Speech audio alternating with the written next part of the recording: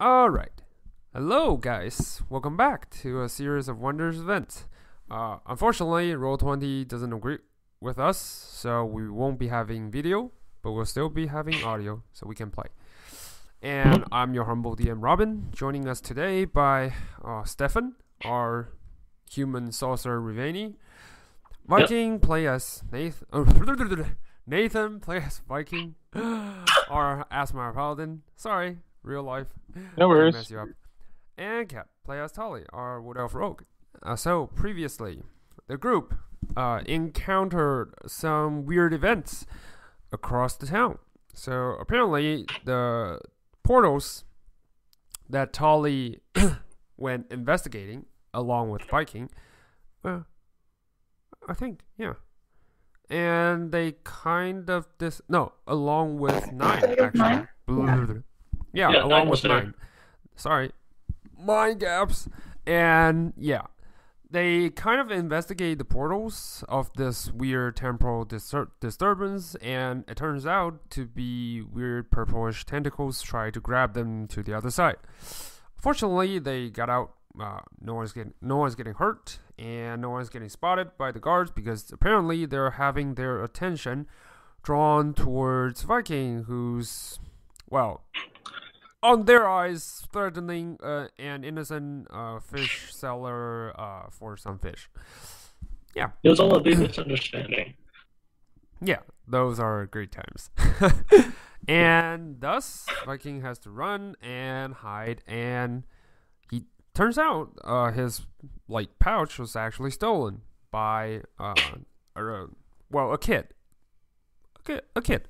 And he followed their tracks thanks to our lovely cat familiar. And yeah, eventually he found out that a deep gnome and a boy is currently hiding in some abandoned wood, abandoned cottage. And it turns out, the gnome is actually related to a guy they not really like. For the deep gnome who once offered to take them to somewhere they don't really want to go.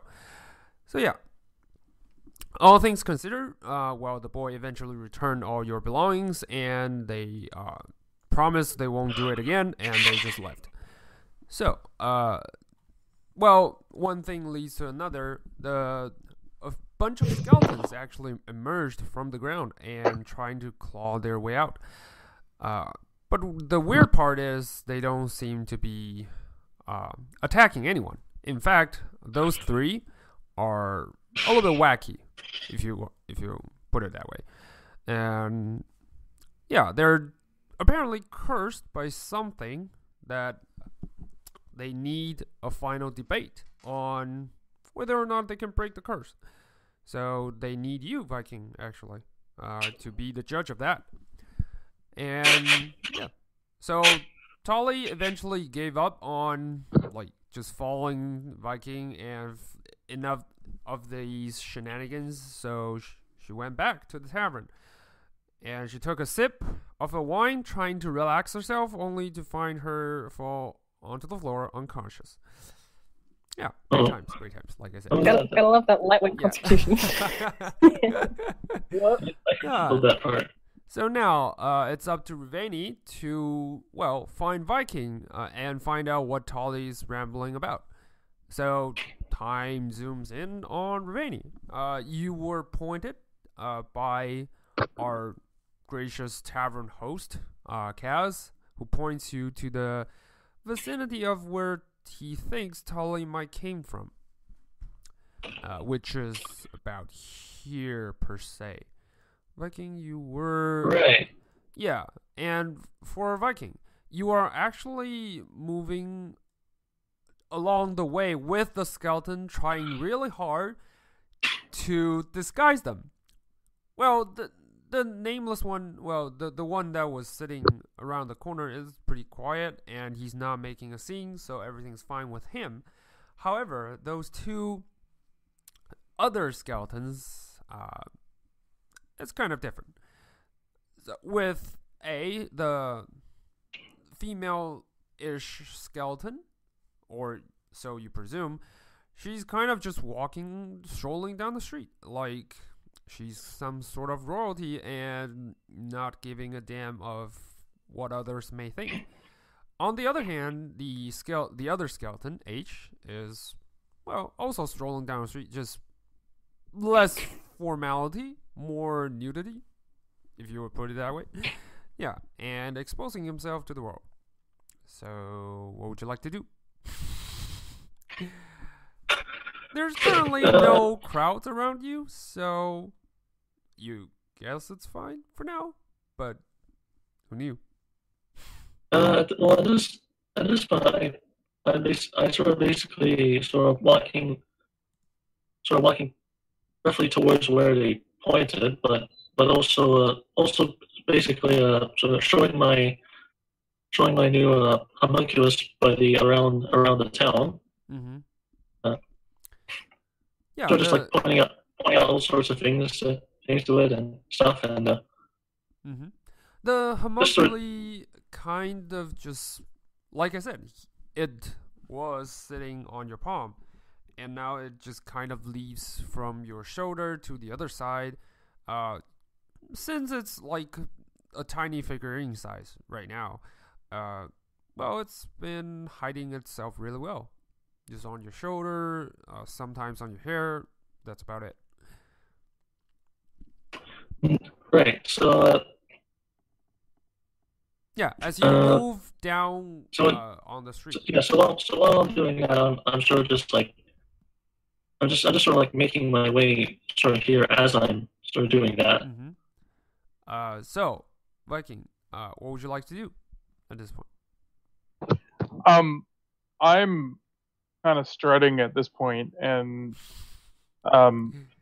like I'm like, okay, mental checklist. I'm like, I basically have acquired an entourage of skeletons, which is never good for business. And but because the dwarf has now dealt with the guard issue, I'm like, yeah, we need to make a quick pit stop, guys. I just need to go pick up my fish package, and that's totally not a euphemism or anything. So once you said fish package, Cora immediately leaps out of midair and just onto your head and says, "Did I hear someone say fish?"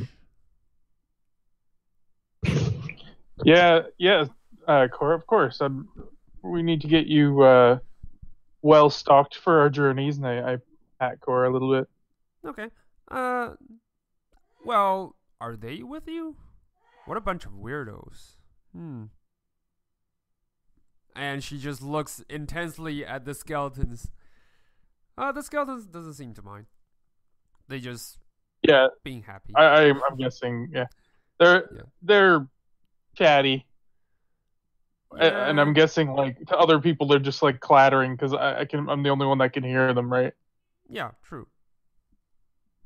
So Cora's like, well, if it makes you happy, you can keep them. And now let's go back to business. Where's the fish? So I just want to go and pay for the fish with 2 or 3 skeleton entourage with me, just to see what the fishmonger's reaction is. Oh, this is gonna be great. All right, so you walk down the street, and going into the marketplace. To your surprise, the marketplace has been cleaned up. The vendors on both sides of the street seem to be cleared out. There are some leftover tents and like stuff like cubicles or stuff like that along the way that it just seems no one's there tending the shop and everything. But like the merchandise the merchants is still are there? all gone, and it doesn't look like they left casually, like they pack up and go. No, it looks like they left in a hurry. Is my like I want to go to the fishmonger Yeah. still, and I'm like, things seem empty here, but can I see my package of 25 pounds of fish? Yeah, it's still in the back, and it's packed with ice and everything. I'm like, I'm like, hello, just like awkwardly, anybody here? So roll me a perception check. Perception. Yeah. I think I want a 10. Yeah. Nice. Well, no, it's not a bad roll for a starter. So you look around, and the skeleton also looks around with you. And H, the male handsy skeleton, turns towards you and says, "Is this a common sight? Or have I been underground for too long that people just leave their shop open for everyone to pick up?" No, this is definitely strange. They were just here a little while ago, and this was quite a bustling place. Weird. So H just starts roaming around trying to find something. He's looking specifically into hats. Yeah. I'm like, a hat is not going to help you at this point. I think you need some skin. No, and maybe some muscles but it looks and great on me. How about this one? And he puts on like a tall cap. I was like, "What do you think?" "I think you look hilarious." And the female skeleton just says, "Yeah, you look absolutely ridiculous." I look to him and I'm like, the hat looks good, but I think you're a little on the pale side. You might need a little bit more sun. You're telling the truth. But, well, it's getting late at night. And as you guys all look up, the sky is getting dark. Well, it's almost like it's going into 7 or 8 at night. Yeah, you guys have been wandering the town for quite some time, so yeah, it's getting late. So what I'll do is I'm gonna take the fish that he had prepared for me. Mm-hmm. It was 25 pounds Yeah, of 25 pounds. packaged fish. Actually, I'm just gonna do packaged fish and quantity of 25. Yeah. It's in the bag of holding. Mm-hmm. So I Okay. should my sheet. But the other thing is how much. I can't remember how much we discussed for that because I don't have any of my notes here. It's about 10 gold pieces. 10 gold. Okay. Yeah. One. And I'll leave him an extra 2 gold as well. Mm-hmm. And I kind of tuck it underneath I don't know, one of his knives or something like that. Okay. So it's kind of out of the way. Okay. So you pocketed his knife and... No. Like I put the gold kind of okay. under something that you wouldn't be able to see. Mm-hmm. I know. under To some put it butcher's under- paper yeah. or something like that. So he'll Yeah. find it, but just somebody walking by like those little bastard kids that stole kids that stole my stuff. Right. So you couldn't find anything else but fish. So And then decided I'll to head put back them- to the inn, and I'm like, Yeah. where the hell did Tolly go? She was supposed to meet us back here, All right. back So at the yeah, Death Inn. as you So walk, we'll head back. Yeah, as you head back, you almost bump into Ravani. To your surprise, just around the corner. Yeah, so I sort of still been idly chatting with Bright Eyes, and until I nearly run into Viking, and I sort of go oh hey hey Viking, and I said that's Viking, that's a friend of mine. Hey Viking, where have you been? Oh, I've been, running around, doing some errands, avoiding some people. You know, the normal Vakeen stuff. I like look over my shoulder really quickly, just like to make sure there's nobody behind me. Yeah. I see you have a new friend. Yeah, That's nice. yeah. So we see like the yeah. I sort of like I sort of pick sort of like put it back put it back in my hand and show it to her like yeah this is Bright Eyes my new homunculus. Say yeah. kind of liking Bright Eyes. Bright Eyes seems a little bit hesitant to even approach Viking, to your surprise. He's kind of hiding, as you lay your palms out, he's kind of hiding behind your thumb, trying to use it as a pillar to hide behind. Oh, I'm like, hello, little guy, and like, kind of, like you would approach a timid cat. Mm-hmm. You know, it could kill you, but it could also be nice. Yeah, so do you reach out your hand? Or Yeah, alright. but not like threateningly or anything. Yeah. Open palm. Okay. As you reach out your palm, getting closer to Bright Eye actually leaped backwards and run into Ravani's hair. Just like kind of hiding behind.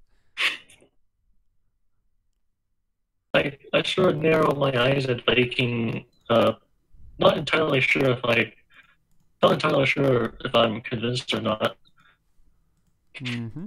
But I also sort of say that not really sure what Ty was trying to say. She kind of maybe sort of drank a beer that was a little too strong for her, and she's kind of on the floor right now. She was kind of on the floor last I saw her. I love that's why you I'm left like- her just like whatever. What? And you left her? Like, how do you know she wasn't drugged? Ooh, the pretty one is down! And Viking, you heard the skeleton, like, H is gonna just start running. I'm like, we can't let him near Tully. He's harmless but horny. And I'm like starting to run after him. I'm like, A is like, oh, not again. And she started running as well.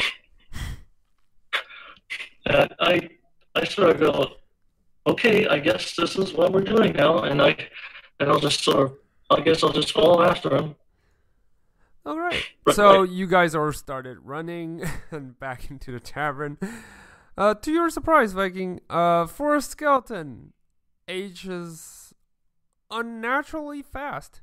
So he kind of beats you to the tavern by, 10 feet or so. Well, given that he has a head start, so it's not that difficult.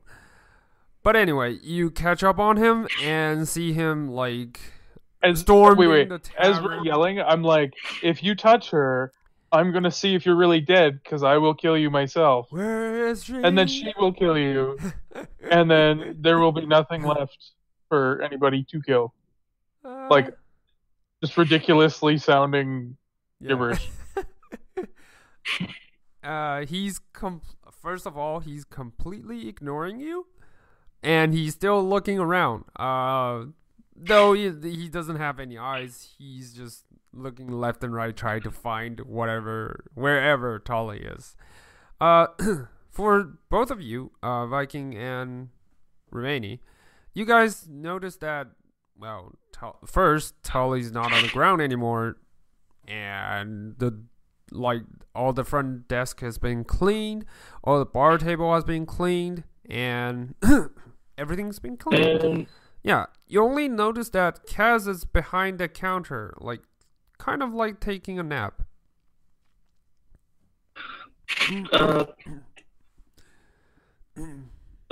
Yeah, so I'll head inside the tower and sort of try and see if I can wake Kaz up. Like, Mr. Kaz, Mr. You heard him growl for a while, like he's really hesitant to get up, but eventually he did. He looks exhausted. Like, when you left him, he looks fine. He looks like okay. Yeah, well rested, and everything seems fine. But now he looks like really, really tired and exhausted. Mr. Kaz, sir, did you do you know where Tali is? Not that loud. I think she was.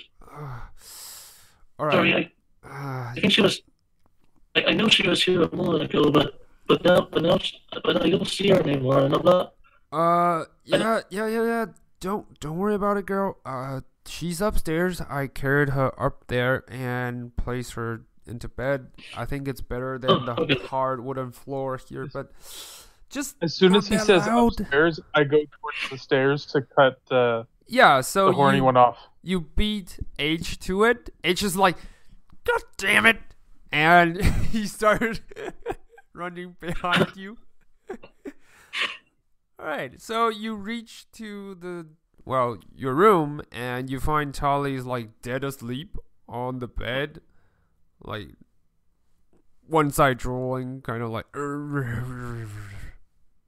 just like clutching a knife, just like yo.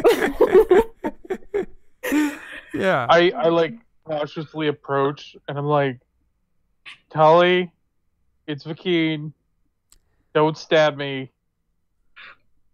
Hard, Tali, how dead am I? Yeah. roll me a wisdom save God.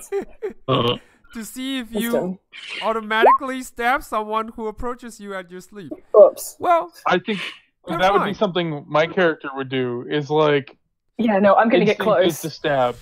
Yeah. Yeah, it's fine. It's fine. Tali doesn't seem to notice you. She's still asleep. And this is when H approaches you from behind. She's like, oh, she's so cute. Can I touch her? I like bash him into the fireplace as he like approaches. Like, I'm imagining about midway into the room. Mm-hmm. He comes in, and I like try and shove him just straight into the fireplace. I'm like, You don't even need a strength check because he's not that's a surprise shove. he's not expecting this. So you shove him into the fireplace.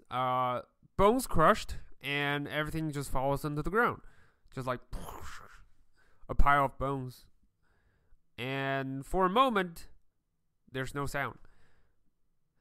And then in front of your eyes, the bones started to reconstruct by themselves, flying back into place where they used to belong. And not for like too long, he reemerged as the same skeleton you saw before, and bones intact.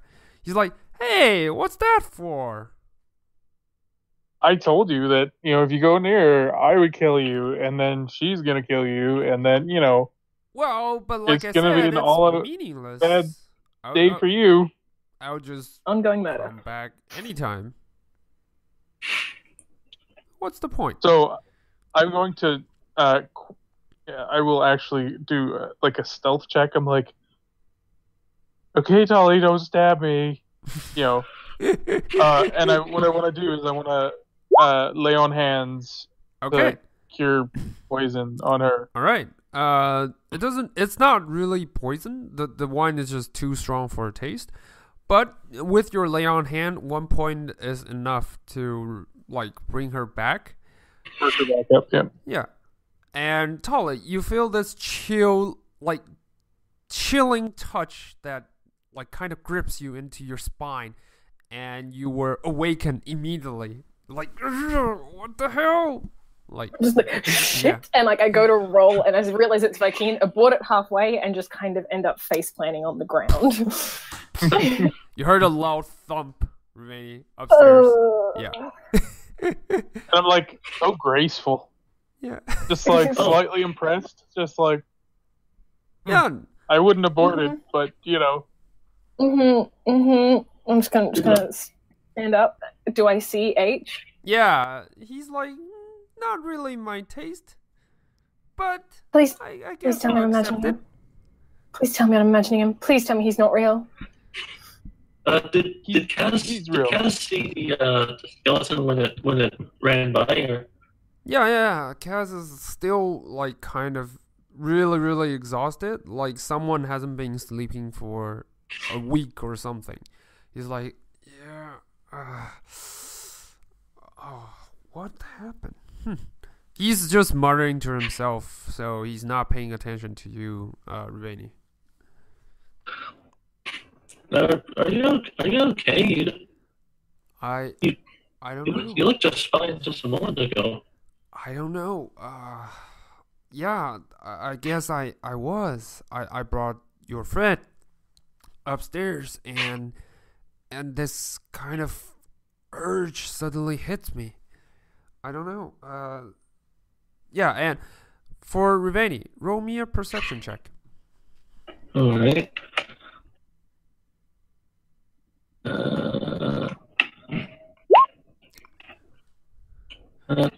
Yeah, with that, you easily spotted behind into the kitchen.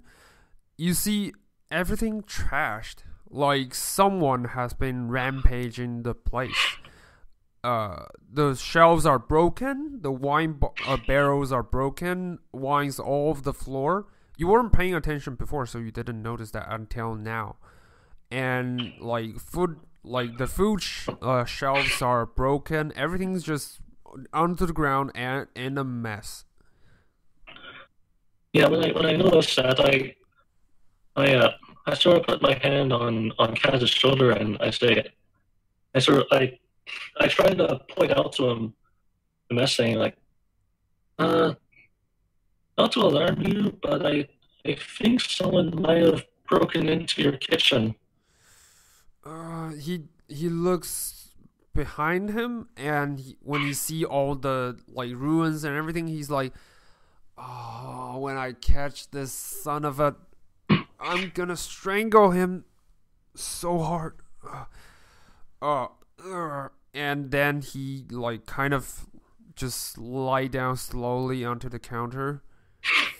He's like, just give me a second. I need some rest.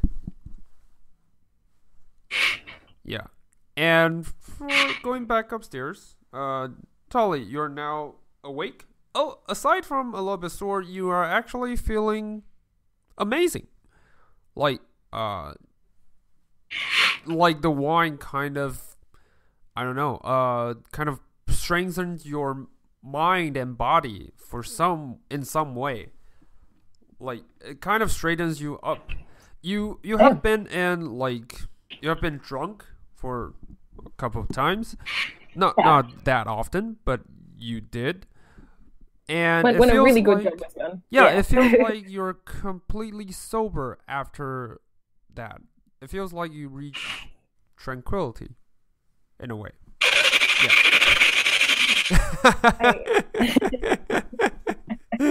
No, okay.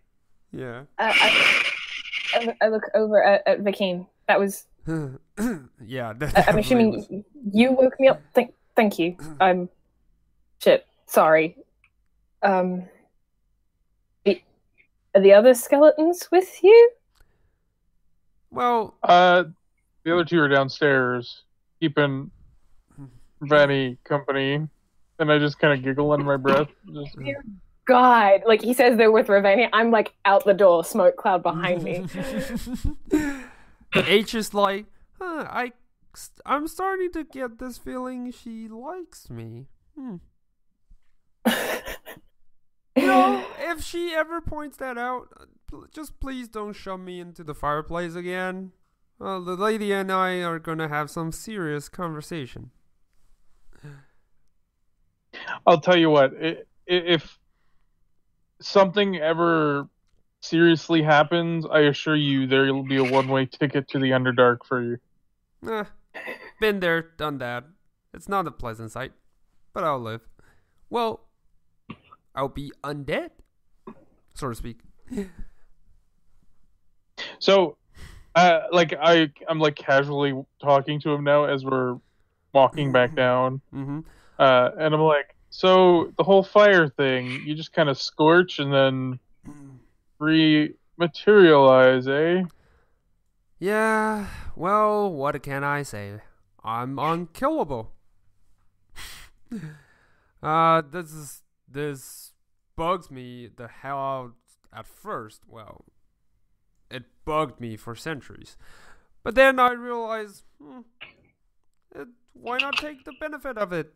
Just use whatever I can to find pleasure in life. Well, in my case, the afterlife. If you get what I'm saying. And he elbowed you. Like, yeah. I awkwardly laugh. Yeah. So can you drown? Yeah, I've been there, done that. I've been walking underground, underwater. One time into the stones, I believe. Someone cast me a nasty, meld into stone kind of spell, and I just met and walked my way out. So yeah, consider it as a curse. I'm just considering this good. I mean, if I can walk on the ground and enjoy the scenery, well, I don't have much else to enjoy, basically. Why not take the benefit of it?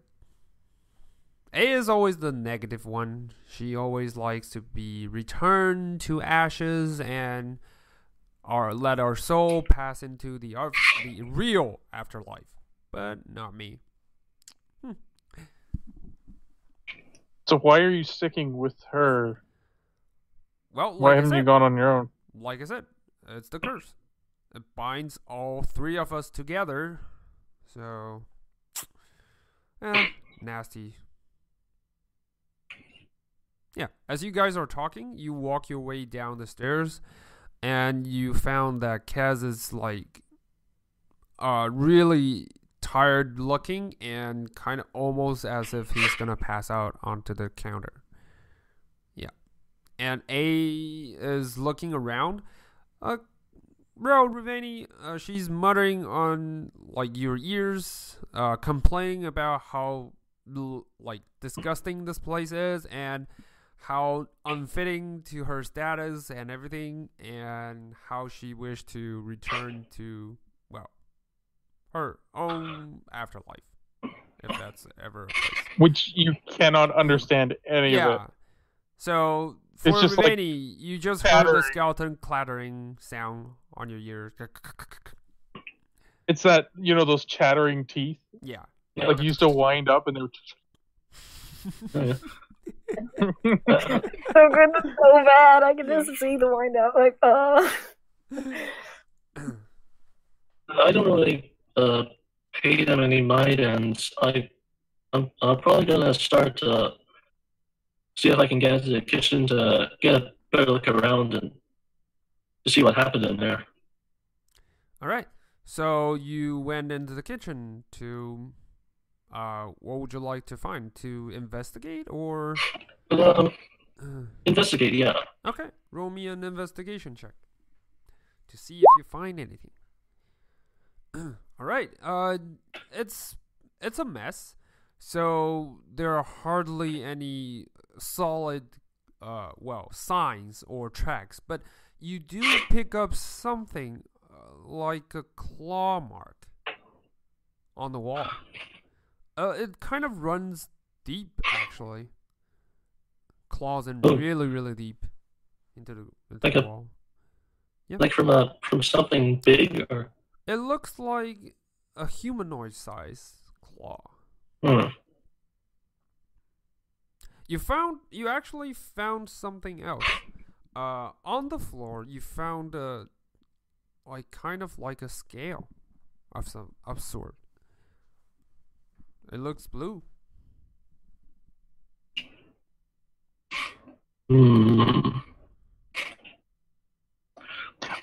I'm I pipe up. I'm like, oh yeah, I forgot to mention, like, the town's empty as well. I went and got my fish, and there's nobody left. And they seem to have disappeared in a hurry. I'm gonna groan and look at Viking. Are you sure that's not because of you? I mean, from what I heard, like you resulted in klaxons raised. When you say that, I like immediately sniff and make sure that it wasn't like a smell you were applying. It's just like, no, they were already gone. There was no running involved. They just disappeared. But like when Nine and I were out, right? You resulted in the guards of our tower being pulled because they were all panicking about a supporter of Merkel, and I really think they may have overreacted, but I feel like they were scared of you and evacuated in search of you. But what merchants do you know wouldn't pack up as much as they could? They have like abandoned their stalls. End of days ones. One's terrified of mayhaps a worshipper of death. Yeah, like it's a bad thing. It saved my life. Just like, I don't see what the problem is here. These people are obviously terrified of Merkel, not just like maybe they have pre-existing experience with him. Like the fact that they recognize your traits on sight, that's concerning. And I turn to Kaz. Kaz, do you know anything about that? Like what I cause? said, not that loud, girls. But yeah, the governor, well, Lord Evergreen, she once find out that they were secret meetings in the secret sanctum. That's why she wanted us to investigate in the first place. My head, and he starts like growling and like in pain. Kaz, Like his eyes turned red, like pure red, and he started growling in like beast tone and tried to he's not trying to attack you. You can see him like conflicting himself, fighting with whatever inside of him is trying to get out. But he looks like he's not gonna last long. You got one action to do. What would you like to do? shit. Yeah. I'm assuming I start hearing this as well. Yeah, you're all around him, so you heard that, obviously. Yeah, I'm gonna burst. I'm just gonna burst back into the out of the kitchen with the blue scale in my hand, Mm-hmm. and I sort of see Kaz starting to go berserk a little bit. Mm-hmm. I sort of get this scared look and like, Mr. Kaz, what's wrong? Okay, that will be Ravani's action. Tolly and Viking, what would you guys like to do? I looked at Tully first for guidance. I'm gonna step in between Kaz and Ravani and just go, Ravani, Kaz isn't home. That's not him. Something, I don't know what, is in his head. Someone better with possession, or I don't know what, but that's not him. All right. So that will be all of your what you're gonna do. So Kaz immediately transform as you finish your sentence. A pair of wings spread out from his back, like the real dragon wings, and he, in a growl, in a loud growl, he burst out into the burst out from the roof. Burst out of the roof and like fly into midair, and just flies away. Boots, I'm after him. All right. So are you chasing after him? Yep. Okay. So you click your boots. I started screaming like, Kaz, and I sort of fall right after Tally. Okay. So cows fly out in midair, and as you're chasing behind him, he's like, with his last consciousness, he said, "Don't come, go!" And he just, when he turns towards you, his mouth, his face turns pure red, and his eyes turns pure red, and he shoots out a bolt of lightning from his mouth. He's like, using his breath weapons, and tries to attack you. Roll me a dexterity save, please. Oh, damn. 18. Yeah. Yeah. You want me as well? Both dodge that immediately and out of the way. So a pure, like, straight bolt of lightning struck down onto the roof and into the counter. It just blasted it in half. And he's like, For my deck save, I intentionally throw the handsy skeleton you throw H in the way. Okay. You throw him Just like, in midair, and you see him getting zapped, like cartoon style. All of you sees that. It's like, yeah, and dealing. Holy shit! Well, he's toast. So, like cartoon, you notice that when someone got zapped and reduced into ashes, yeah, that's what happened to H. He just, after the zap, you just see a pile of ash on the ground. Yeah. I looked at the others, I'm like, you wanted to make sure you were alive and dead, or dead, right? Yeah. The testing is beginning. Yeah, after you finish your sentence, you notice that, holy shit, he's reconstructing. Like, the bones start to rematerialize and just flies into one place. And it's like, after all of it's done and the final, like, skull attached to his head, he's like, it doesn't hurt, but it hurts my feeling. It doesn't hurt in flesh, but it hurts my feeling. You would do that. Now, I'll have to admit, getting zapped is hilarious.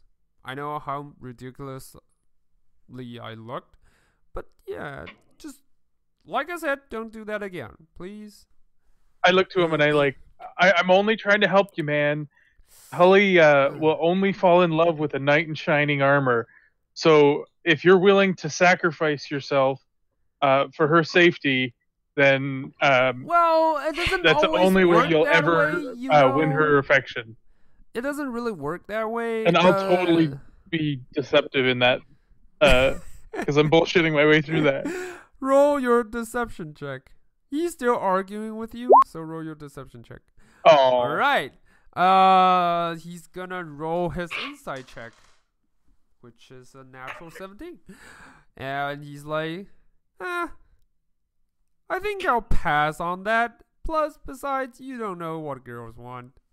You probably never shook any hands or getting real interactions with any girls in real life. I'm like, I'm here in a group with 2 other girls and no guys. What do you mean I can't get with girls? Yeah, but you're still a virgin, right? Meanwhile, this whole conversation's going on while there's a dragon flying around. Yeah, the dragonborn just flies away. Tolly, what's your speed on the wing boots? I think I take it as a natural, it's the normal speed of your walking. If it's my walking speed, then I feel like feet. I mustn't have written it down. I'm sorry. Yeah, you notice that he's gaining distance, like away from you. So, yeah. I'm gonna stay out of breath range, but I want to follow him as long as I can to figure out where the hell he's going. Yeah, you got about a minute or so until he eventually becomes a dot and disappear from your sight. Okay. So I see them take off through the roof, and I'm like, okay, so now what? What is happening? I had a moment of inspiration because the headband. I'm like, he has that good ale here, and I immediately jump halfway over the counter. And I'm looking for the really strong shit that he gave Tolly. Yeah, Surprisingly, the top shelf stuff is intact. In fact, the whole counter seems to be magically protected because all stuff around them are clawed. You can see claw marks and everything. But that shelf stays. And there's not even a single scratch on it. I sort of throw my hands up in exasperation, start going like, is this really the best time to search for booze now? I'm looking for trapdoors or things that he may have dropped, like dragon eggs or something. I don't know. Just like I have a bottle in one hand saying this. Are you? I'm searching. All right. I'm not drinking. No, I'm not drinking it. But I'm like, I'm looking for stuff. Bucky, roll me a deception check. All right. Rainy, you notice one liar when you see one.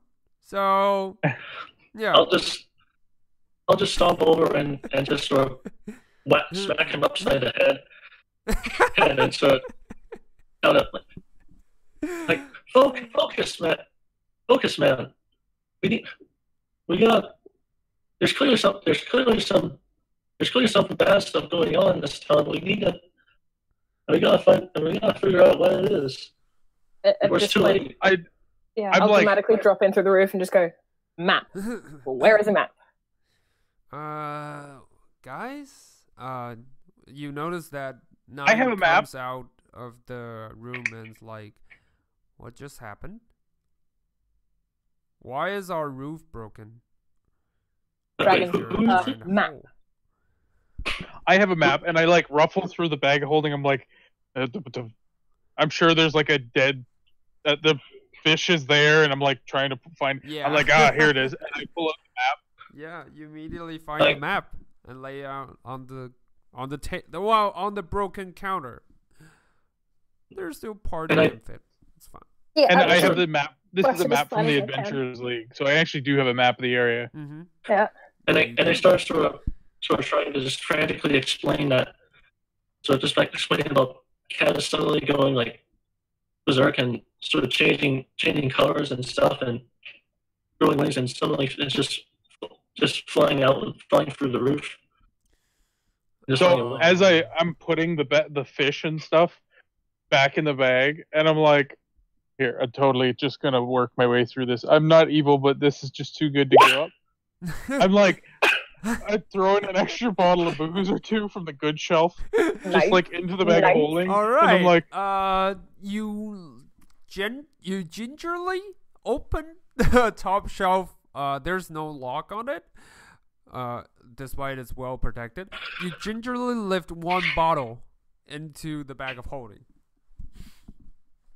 And since no one's paying attention, no one seems to notice you doing that. Yeah. What do you want me to put it under? Top shelf booze? Like bottle. One shot. Top shelf. Yeah, you just top shelf one shot drop. That's all. Yeah. Like a bottle of whiskey or just strongest stuff you have ever seen. Just put it like that. Strongest stuff you have ever seen. One bottle of the crazy strong stuff. Yeah. Strong stuff. Right.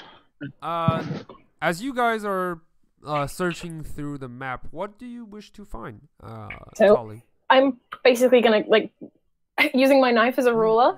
Mm-hmm. I'm gonna try and draw like where he was headed, like roughly in that general area, and see if it matches up with any like dragon nonsense, or at the very least, figure out what.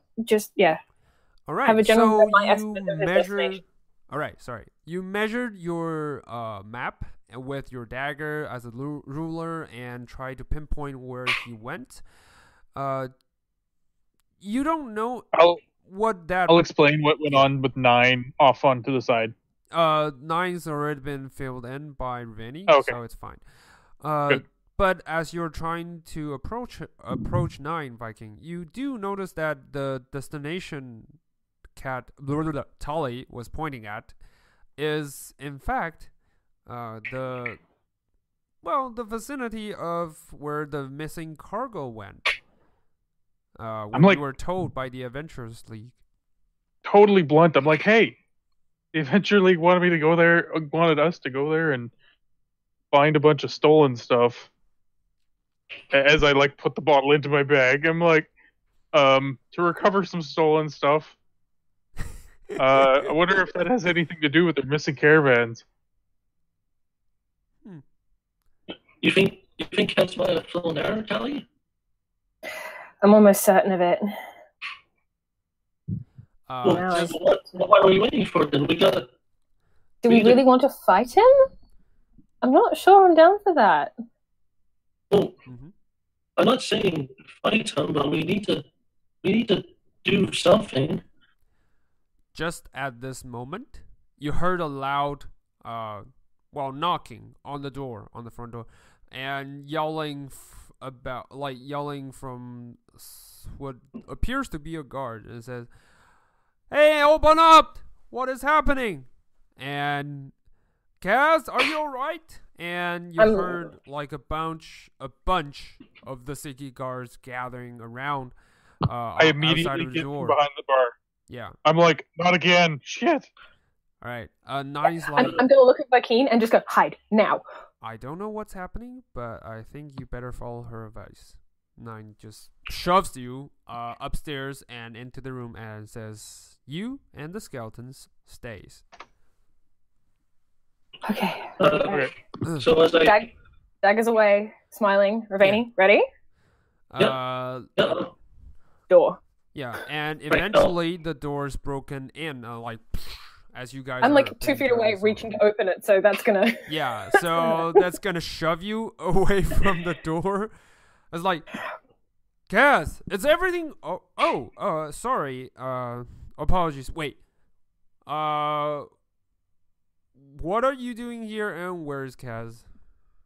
I'm staying here, aghast. I don't know what happened. I may have been passed out drunk. I get down here, no one is behind the bar, and there's a hole in the roof. Ravani, you were trying to say something? Wait, is Telly trying to lie about it or something, or? I'm trying to cover up the fact that Kaz just went full beast mode. Yep. Yeah, I was actually about to say what happened, but I sort of get cut off by Tally as he's sort of trying to spin on what happened. Yeah, so you supported her with your body language, which is nice. Yeah. Yeah. So the guards looking around. I sort of start. When I realized sort of what she's doing, I started going.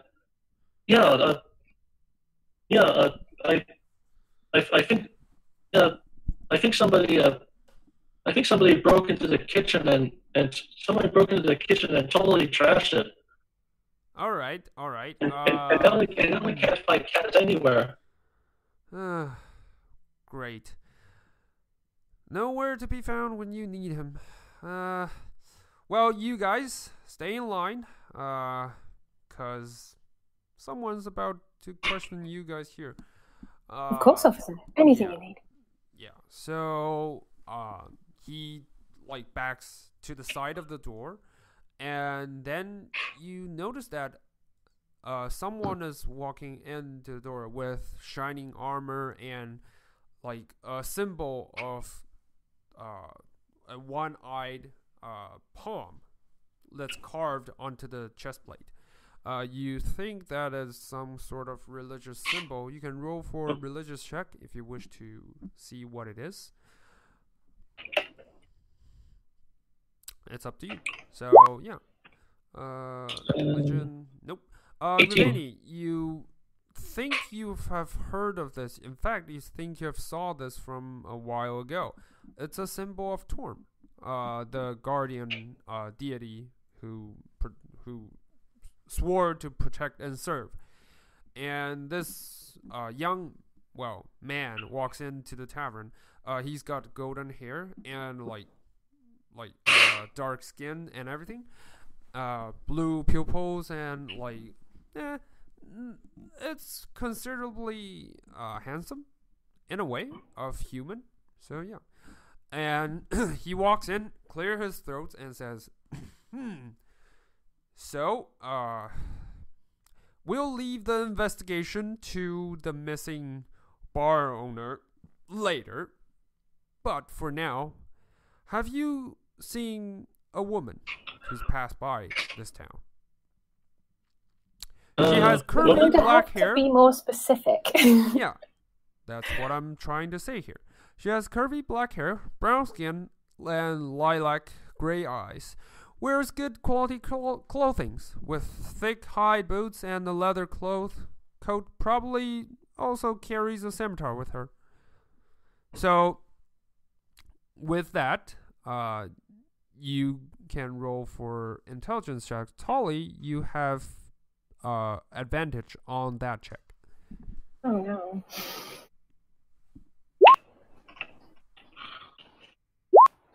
All right. You both remember that will be Holly. Especially for you, Tolly. Because you've encountered her for quite a few times. And yeah, that's based on the description, that's definitely her. My face is like a really super split, oh shit, and then regains its composure. I can honestly say I've never seen that woman here. The young paladin spotted that and says, intriguing. Alright. If you ever found her, remember to report back to us. Our leader, the great Valen, really wants to have a chat with this lady. For she has been wanted for treason and, well, a bunch of numerous other crimes, and in league with the Cult of the Dragon and Merkel's Order, the Doomsday. So if you ever spotted her, I would highly recommend you to turn her in instead of, And he looks at you, Tolly, with the spice. He's like, wide-eyed innocence. Of course, officer, I wouldn't dream of anything else. It's, well, whatever. Why would I bother to tell? Anyway, just report back to the Hall of Justice in Neverwinter if you ever spotted this woman. Now, if you excuse me, I couldn't bear to stay in this rusty little tavern any longer. And he just spits on the ground and just walking out.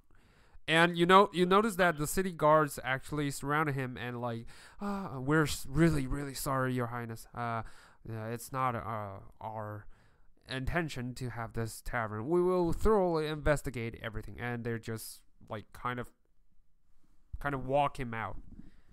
And they returned a while later. You heard a horse like just strolling away, just like onto the street and riding away from into the distance.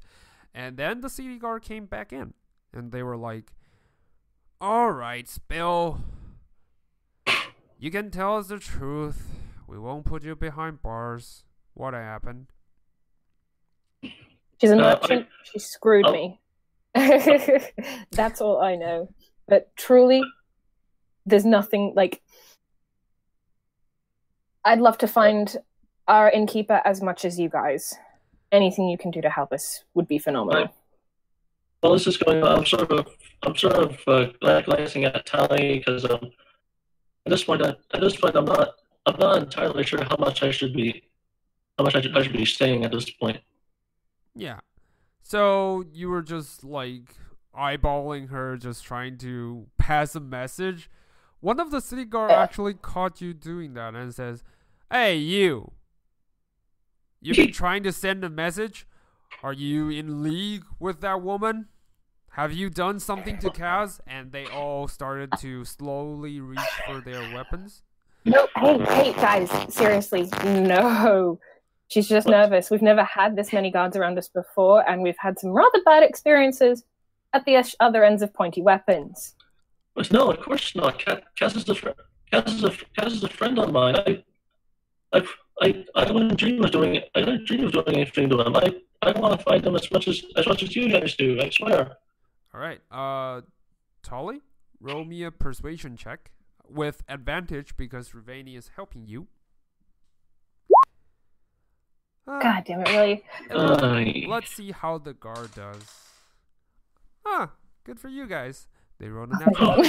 So they were like, just slowly stop their reach to their weapons, and they were like, well, I guess you guys looks fine. Well, there isn't really much for us to offer because, quite frankly, you guys are the one who sees what happened. Yeah. And we could use your help, actually, in finding Kaz because, yeah, he's our guy. He's actually in charge of the town support and like all the goods traveling and everything. Without his assistance, we won't be getting that much from the merchant's shop, let alone all the stuff we need. So I'll give you guys, how about this? I'll give you guys a week to try to find him and locate him and see whether he's kidnapped or worse. But anyway, if you're not coming back for a week, we will put out an order to hunt you down. I sort of gulp nervously when he mentions hunting us down, and I sort of say, a week? Yeah.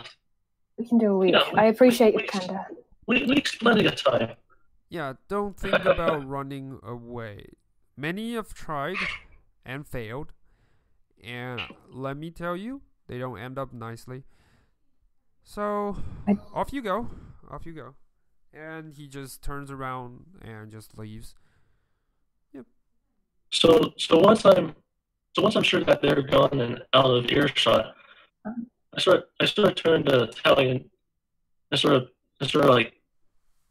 turn to Tally, we're all worried and say, why do I get the feeling we're not really welcome in Greenest anymore? Oh, darling, don't worry about it. I'm sorry for steamrolling you there, and I'm like doing my best to lift the door back in place. Yeah. It's not entirely broken. It's just the hinges are slightly ajar, and yeah, a few of the bars have been shaken loose. So, but beyond that, it's fine. You managed to put it back in place. Yeah. All right, she'll charge it. Yeah, well, we have a week to still be welcome here.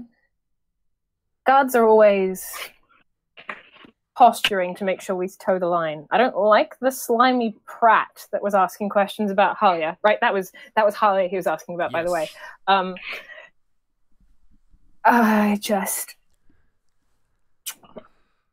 There's a lot going on here. I didn't realize she's working with the Cult of the Dragon. Why is she always involved in Okay, but business first. We need to, you're right. We need to go after Kaz. We need to go after Kaz now. 9 is like,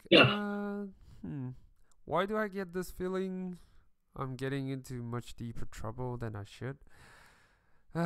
Anyway, I'll reach for Viking. Thank you, dear.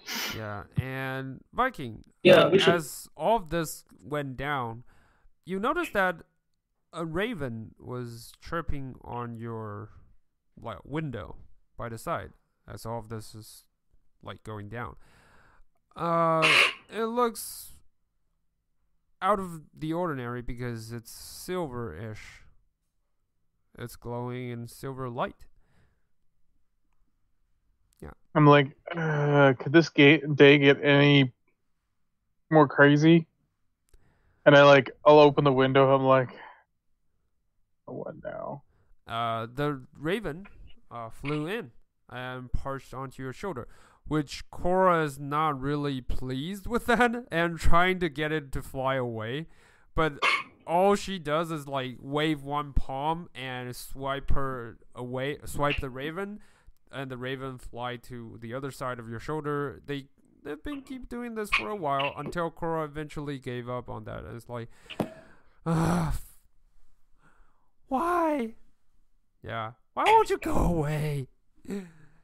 The raven just looks at you, Viking, and kind of chirps. I look at him like straight in the eye. I'm like, "Can I help you?" Like just blunt. I'm like, I've given up on trying to think that this isn't normal now. And from the raven's mouth came a woman's voice, a woman you recognize from before.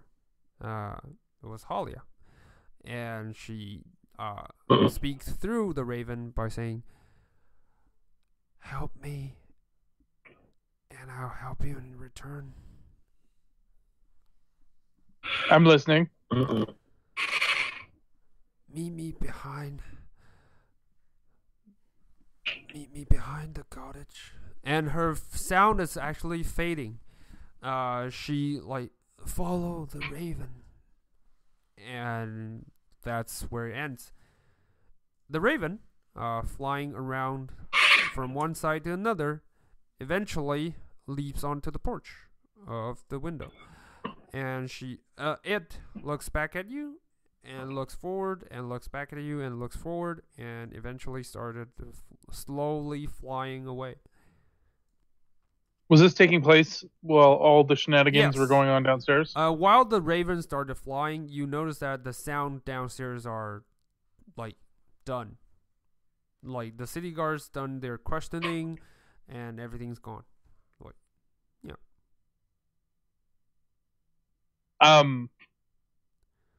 I grab H and I'm like, be useful, follow him, and I like literally grab his head and throw him out the window.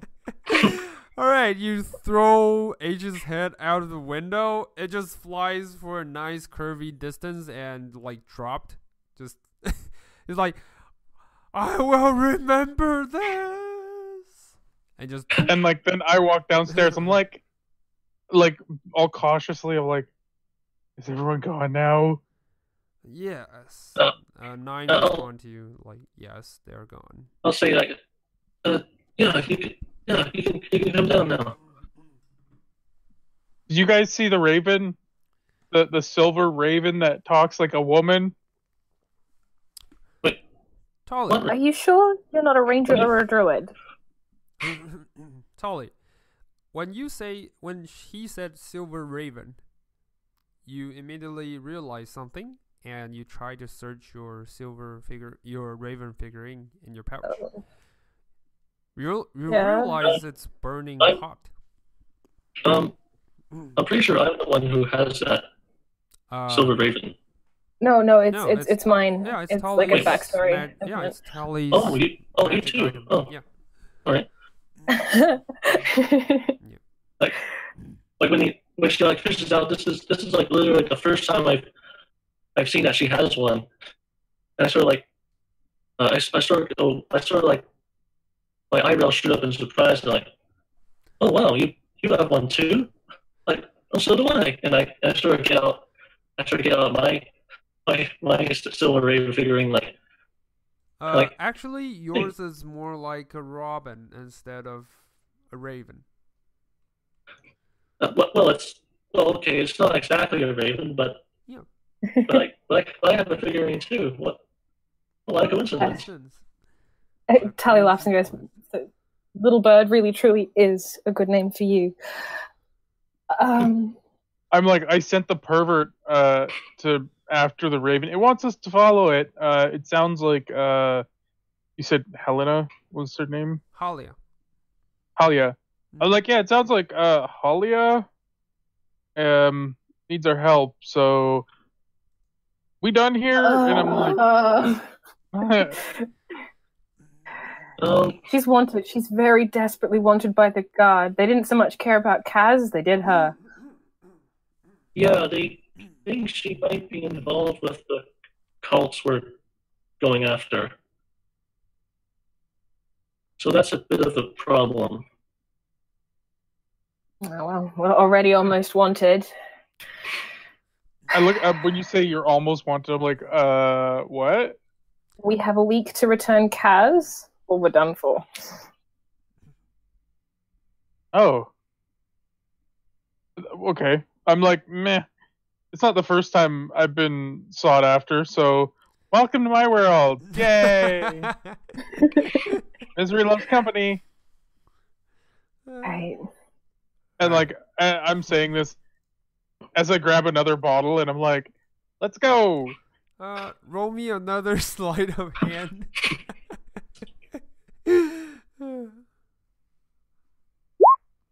All right. Maybe some alcohol will get him back to his senses. This time, when you reach into the counter, you felt this Bear trap. sharp clapping on your palm, and you realize the wooden doors actually turns into a mouth and bites you on your hand. You take 2 points of piercing damage, and you are stunned for a minute. Well, you're paralyzed for a minute as the venom from the wood kind of pierce into your body. Motherfucker. And like, I say that, and it stops mid-set. Motherfucker. Yeah, fudge. Yeah. When And I I fall over like a sack of bricks, just like for full standing. Ka-thunk. I just look at Viking with this disappointed mom expression with my arms folded across my chest. Tally's crying with laughter. She just and I'll go pry him out. So like, Yeah.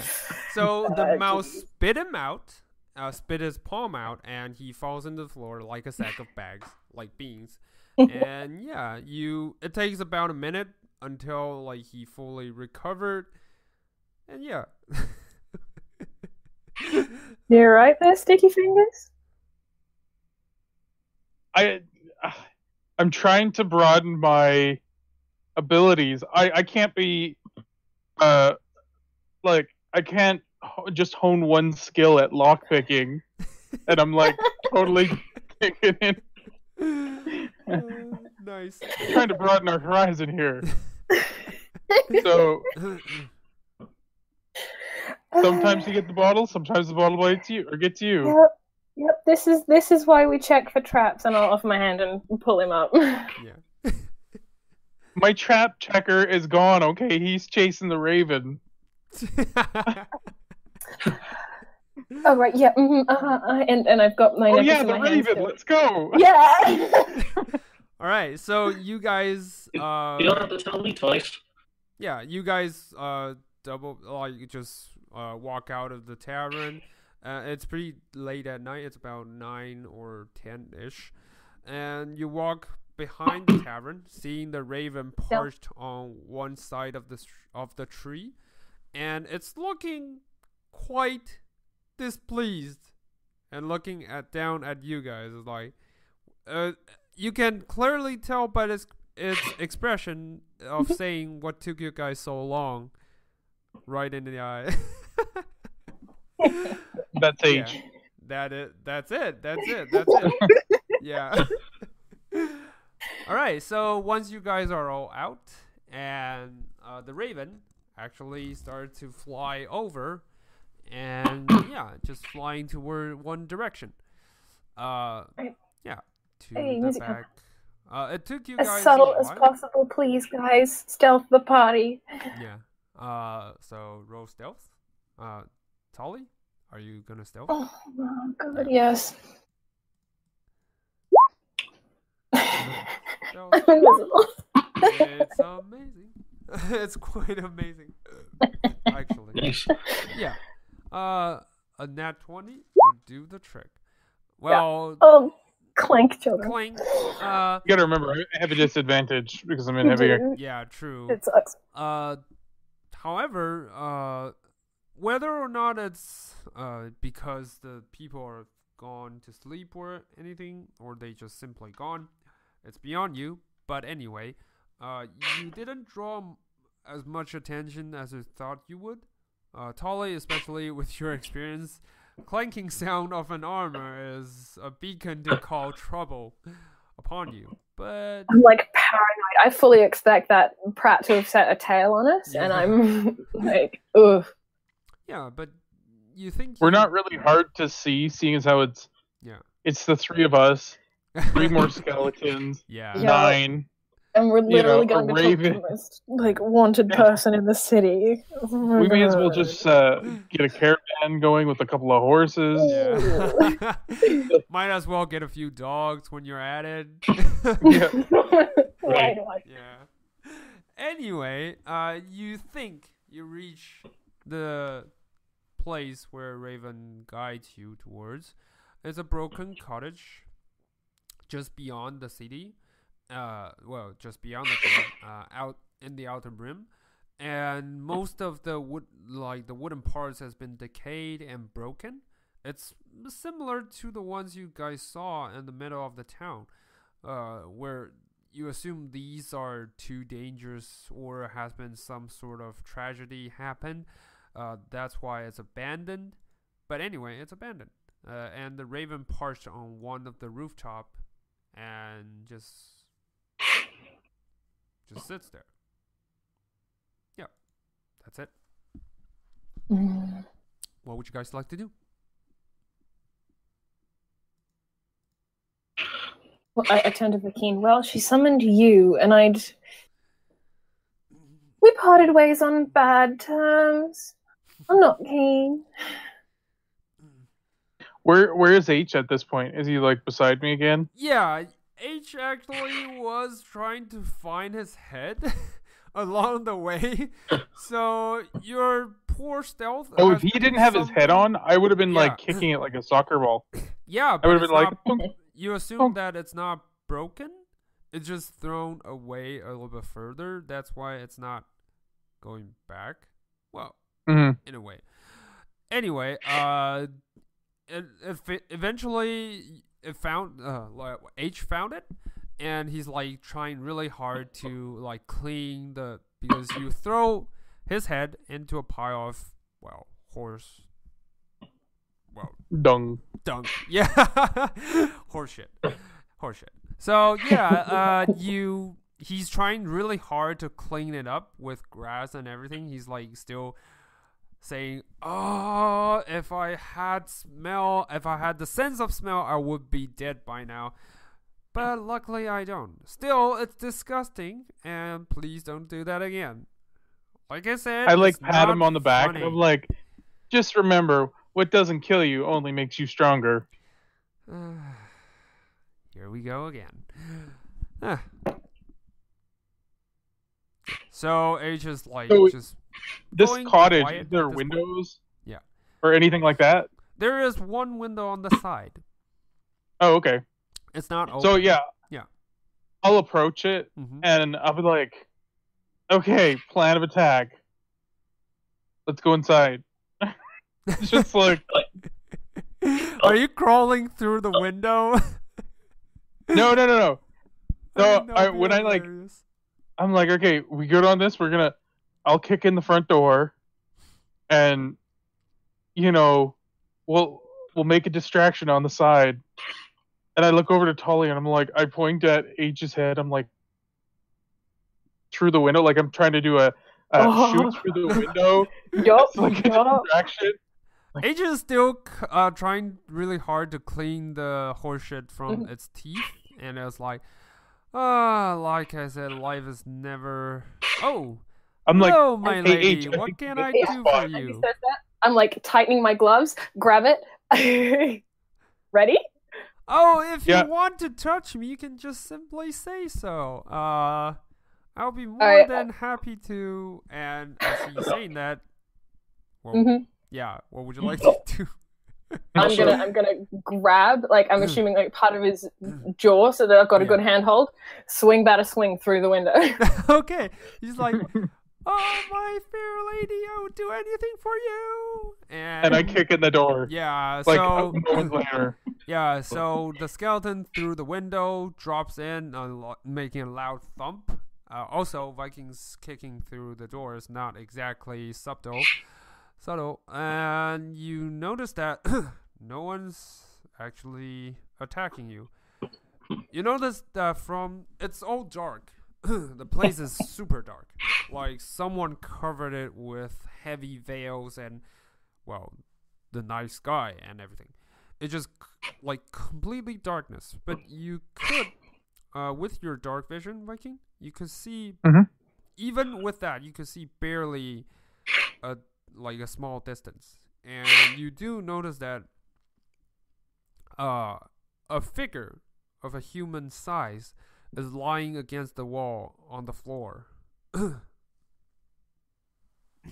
what I'll do is I'll reach down. I'll go in and I'll reach down and pick up H's head, and I'll cast light so that like it's coming from out of the like a jack-o'-lantern. It's coming out the eyes and the not mouth. that. I know, but for comedic value, that is now I love a it. torch. Yeah. Hey, give it back. No, if you're not a lady, don't put your hands on me. Especially the head. So when he says that, I just drop the skull on the floor again. I'm like, fine. So you drop the skull and it's shattered to a million pieces. Like, But can I try and catch the skull actually? Or yeah, sure. Before it shatters to a million pieces, Raveni, you catch it with ease because it's not like, yeah, it's not that hard. It's not like he's tossed it, but you immediately feel a palm of horse shit on your hands. Yeah, in fact, those of you who have touched, It's why I wore my gloves. Like I was literally waiting. Yeah, as soon as I sort of feel like I sort of, oh, ew, there's still crap on you. I just sort of put them down. I sort of just put them down gently on the floor and just back away. You can pat me anytime. Hey, where are you going, young lady? We haven't finished our conversation yet. But none of At you this can't point, hear I'm just nothing like... of that. Only Viking can hear that, and all you can see, Raveni, is the clattering sound from H. It's like. Right. So I look down at the body on the floor, or the person on the floor. Yeah. I'm like, are you the one that summoned me? It's not really responding at this time. Oh. It's covered in heavy rugs and everything. You can barely tell it's a humanoid shape. Oh. Yeah. I'll go down and like investigate it further. Okay. Like, do I think it's a dead body? Yeah, you unfold the rug, and you notice that it's a corpse. It's been dead for probably days.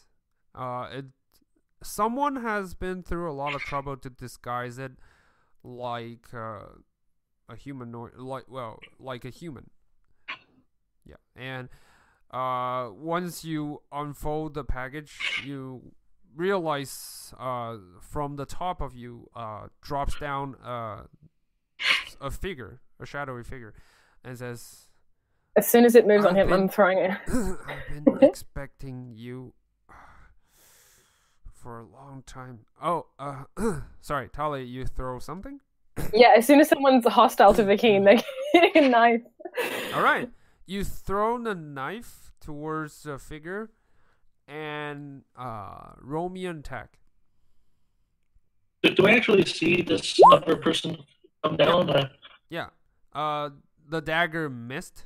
Unfortunately, it pierced through the wall behind it, and the figure immediately raised her hands and says, "It's me.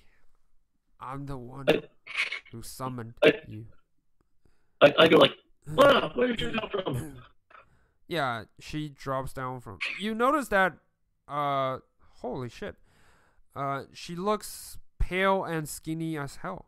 But from the partial, expression, you can tell that she's in fact Halia, she's not the same woman she appears to be from when you guys met her. When you guys met her, she's this charming woman with like with long curvy hair and like the beautiful eyes and everything, a pretty face. But now she looks like she's like not been eating, not been sleeping, and unnaturally pale and skinny. It's like down to the bone kind of skinny. Death normally does that to you. It's the first thing that comes to mind. I sort of look at her with this very sort of with this look of definite suspicion, and I start to say like, all right, what's going on here? The girls are saying that you're supposed to be under arrest for working with the cult, working with the dragon cult.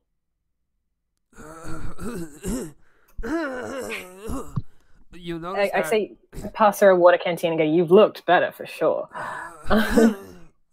You notice that Halia is actually coughing, like her lung is about to be coughed out, and she's like. So yeah, I pass her one of my waters, help her out. She drank a little bit of it, and she's like I said, if you help me, I can share what I know. I know about your parents, kiddo. And she points at you, Tolly. Last time we met, you tried to kill me. Why should I trust you? Different time. Desperate time, desperate measures. Plus, I think you've been really interested in what I have to say. Provided I survive this. I sort of reply with, are you with the cult or not? Okay. Do you agree with our deal? And she's not looking at either of you, Tali and Ruveni. She's actually looking at Viking. Do we have a deal? What exactly do you need our help for? I need you to lift the curse on me. Yeah. She's coughing like crazy. I get annoyed that she doesn't seem to be listening to me, and my hands sort of start charging up with magic as I sort of shout at her again. Hey, don't ignore me. Are you actually with the cultists or not? Look at me. She laughs in a creepy voice. Do I look like I'm in anyone's alliance at this point?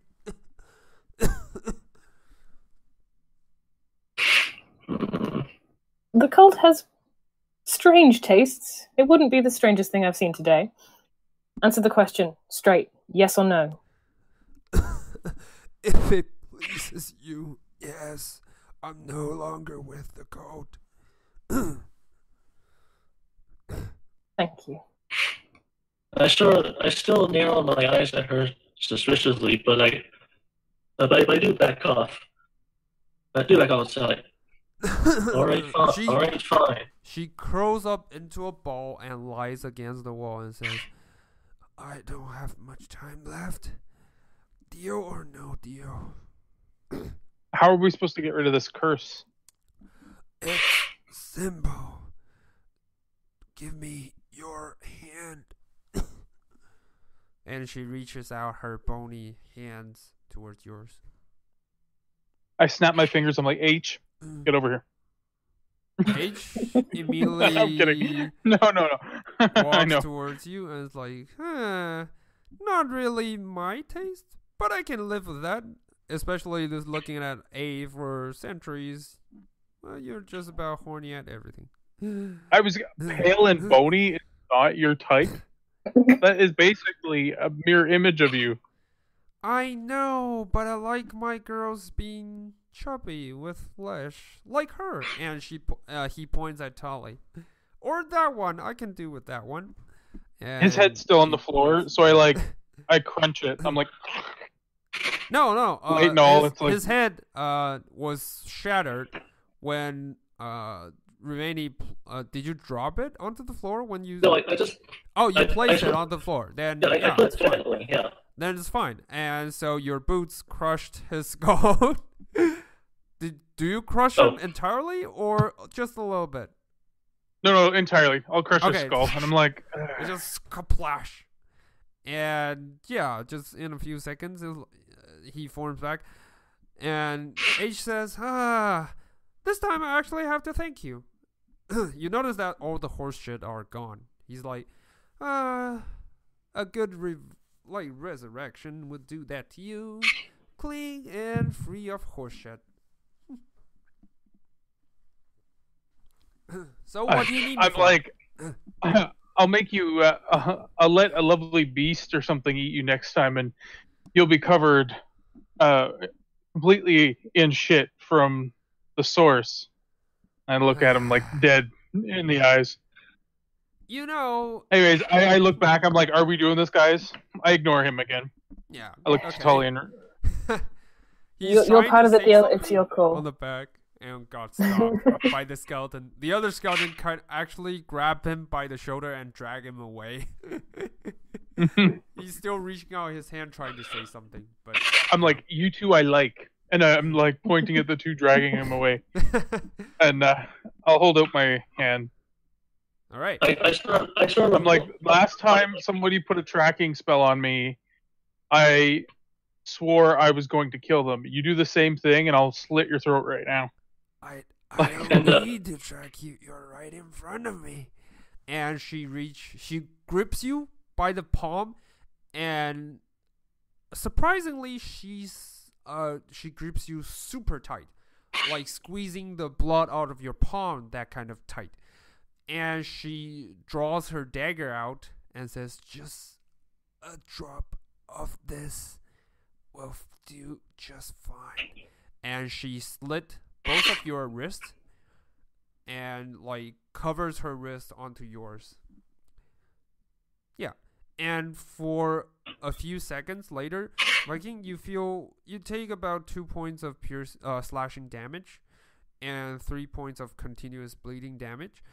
But when she's done her thing, I would like clench my fists. Yeah. And basically do lay on hands, and the wounds would just seal up. Yeah, the wound's sealed up. To your surprise, her body starting to go like being lifted in a way.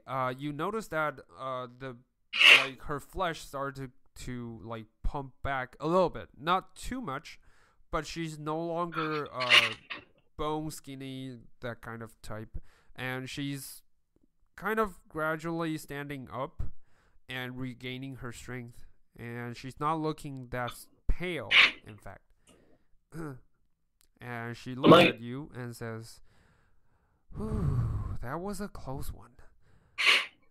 I say to her, I'm like, be careful when you drink the nectar of Merkel, for it is a addictive elixir. Well, like I said before, desperate time, desperate measures. Plus, I look at her now, sort of like I'm sort of like flexing my fingers, getting ready to mate with the spell casting. If I see her trying, it'd be funny, and I say like, all right, she's that's what you still wanted. yeah, she's still So talking. what? Yeah, she's still talking. Hardly like pay you any attention. She continues to talk to Viking and says, "Yeah, like I said, desperate time, desperate measures. Plus, I need to fight the fire with fire. You see, one of your trusty pal did this to me." Wait, what? Yeah? You didn't know that? I knew there was a reason they were already scared of Merkel's people. Yeah, your order, the Doomsday, whatever they like to call themselves. Apparently, they have a new leader currently. And I assume you know of him. You ever heard of this guy named Velen?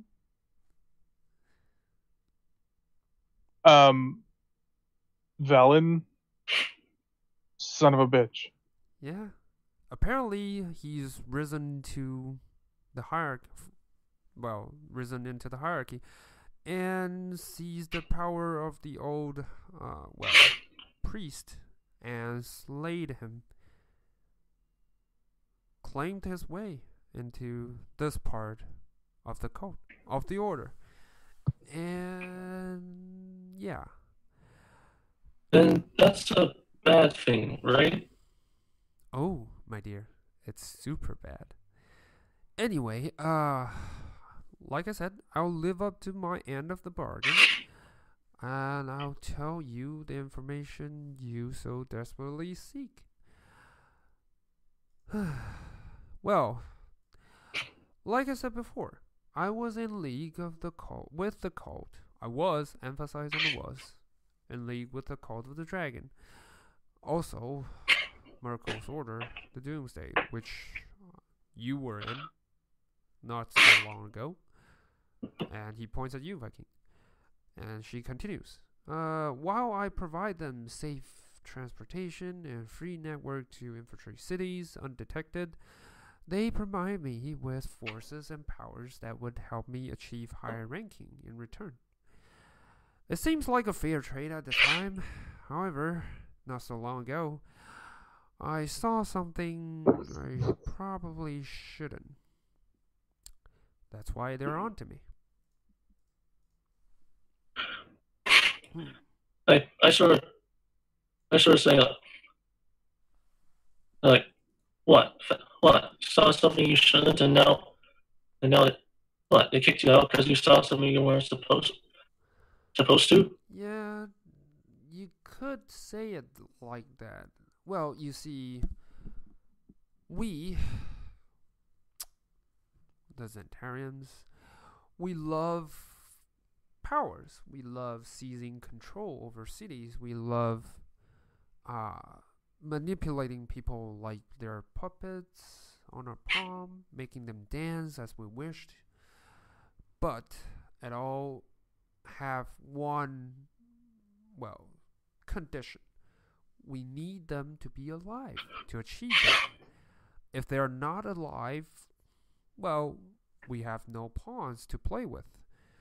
And sadly, those nut jobs are desperate.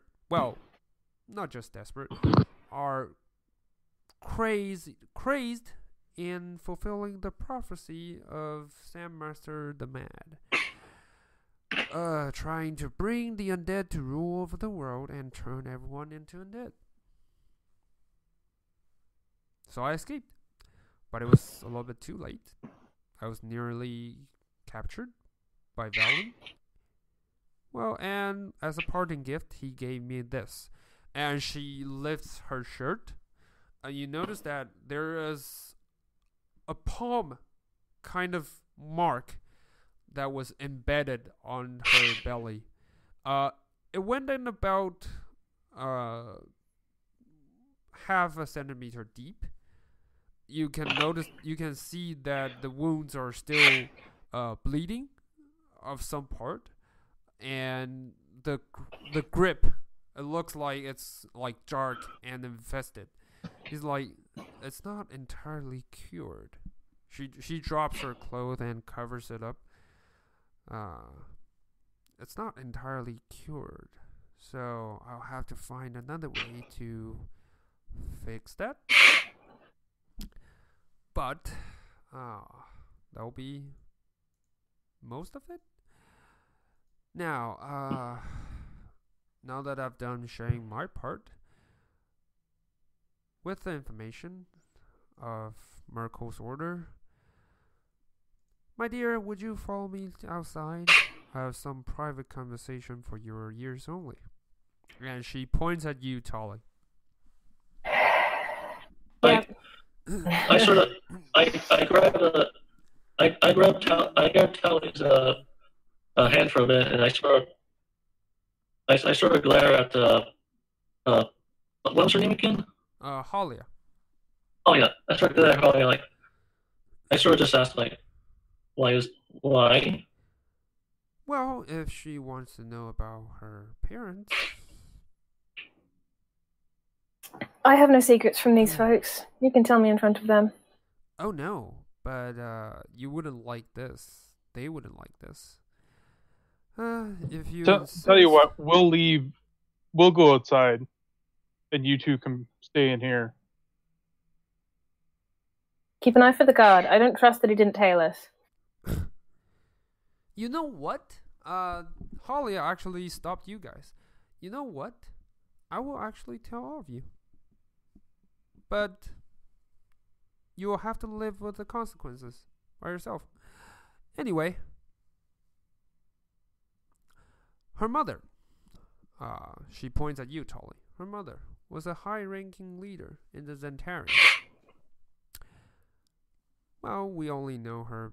Well, I haven't reached that height in the hierarchy, so I only know her by her nickname, Mastermind. Rumor has it she enjoys long-term schemes, spreading the seeds of chaos and distrust over the kingdoms and cities. Well, but women, some women gets caught up in the charisma and charm by some guy, and she left that life of crime when she met your father. And she points at you, Tully, again. Says, a young ranger who claimed to be coming from a realm that's beyond this place. Some place called the Krigma Kingdom, and its capital city, Lux. Wherever that place is.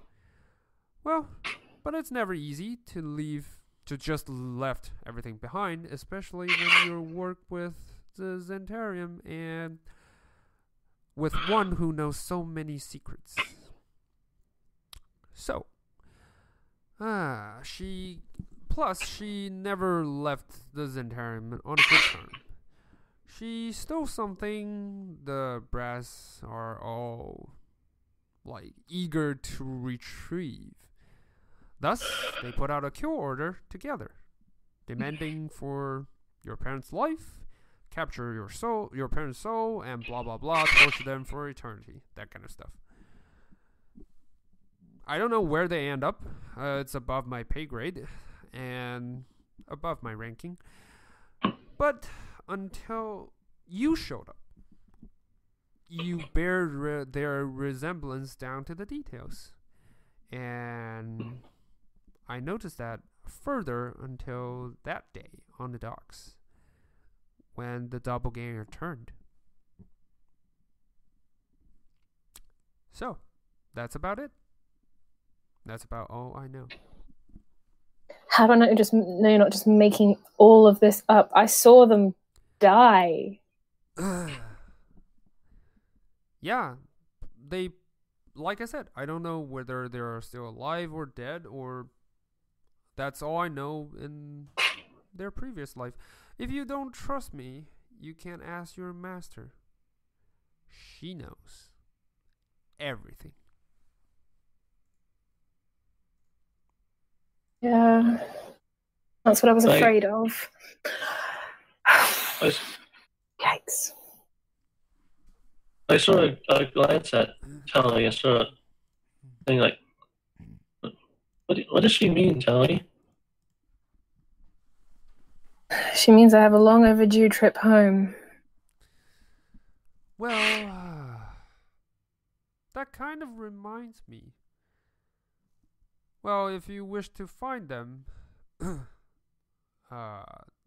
they are rumored to be somewhere near this vicinity. Something about a big, school or something like that.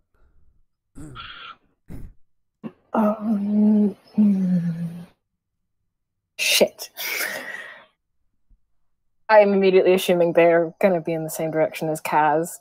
And just like, oh god. Yep. Oh no. Callie's just like not there anymore. She's like, oh god. Now that you will excuse me, I have some place else to be, and a life worth saving. My life, of course. Your life's not worth dirt. Yeah, I sort of moved to walk in front of the door, and I sort of like, hang on here. You said you were with the cult, right? Not anymore. I was, but not anymore. And we're letting you go. Why? You mean the cult? Why the cult let me go? No, and we're letting you leave. Why? Oh, you would want to. Because I'm a good source of information. I have the reach into the black network like you never would have imagined. If you want further more intelligence of those cults' whereabouts, you're gonna need me. Besides, how would you know how to get into the other realm when your friends over there tries to claim her heritage? You wouldn't know that, right? So you will need me. I don't particularly give a damn about my mythical heritage. I care about the people that are here and now. Oh, you would. You would eventually. And by that time, you would come begging for information. Not from you. You've already done. What have I done? What have I done exactly? I noticed that a slightest sign of betrayal, so I went on it.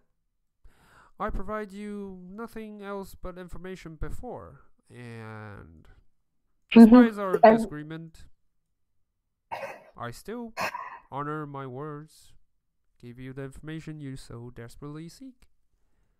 Yes, after we saved your life, you trust nothing and no one, and at some point, no one is going to have the mercy to come and save you. You will die cold and alone. That would be my worries, won't it? But for today, I have no desire of dying. Thanks very much, and I will be leaving. As she started walking out of the door. Well, I'm still standing in front of us, so I look to the others and say, so what are we doing then? Kaz, we need to go and get Kaz. We have a short time frame. Yep. And she's fine. Completely. I try to say, fine. I sort of step aside, but I say like, if I find out you're up to no good, I won't go easy on you next time. As you turn around, you notice that she's already gone. She's like disappeared. I sort of like look around confused, and I look back and say, she was just here, right? Your homunculus actually nodded. Bright Eye actually nodded at you and points towards the shadow. And in your mind, you heard him respond to you by saying, "She melded with the shadow." Of course she did. Well, whatever. We need to worry about Kaz and the cult right now.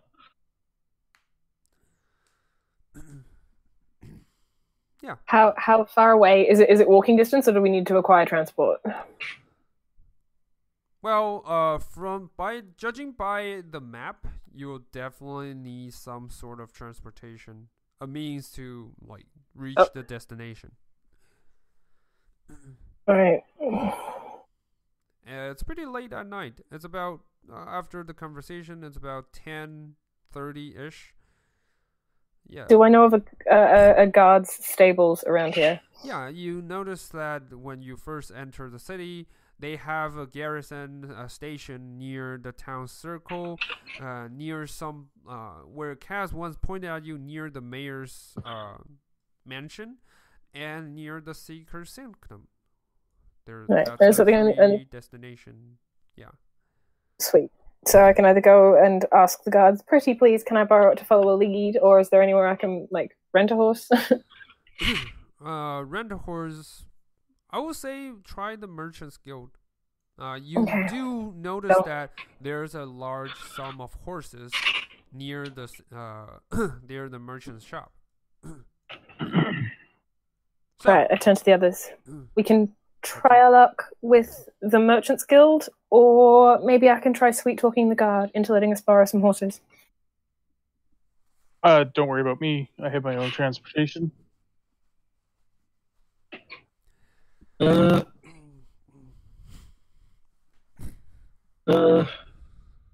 sure the guard will be? You sure the guard will be okay with us riding horses after what happened earlier? We have been employed to find Kaz. It'll be a hard sell, but it's an option. Indeed, it is. Yeah. I guess it could hurt to try. At this moment, Viking, A approaches you and says, "Well, if you would excuse us, H and I and the nameless one, we don't really want to go. We can't just stay in town and wait for you guys to return. It's not like we have anywhere else to be." I'm more than willing to help you guys. Like, if it was as simple as giving you a drop of my blood, like it was with the other crazy there, then so be it. But it's never about that. What binds us, it's a riddle of life and death. You want to know whether or not you're alive or dead? Was the whole deal, right? We want closure. Well, at least I want closure. I want something that would put this debate to bed once and for all.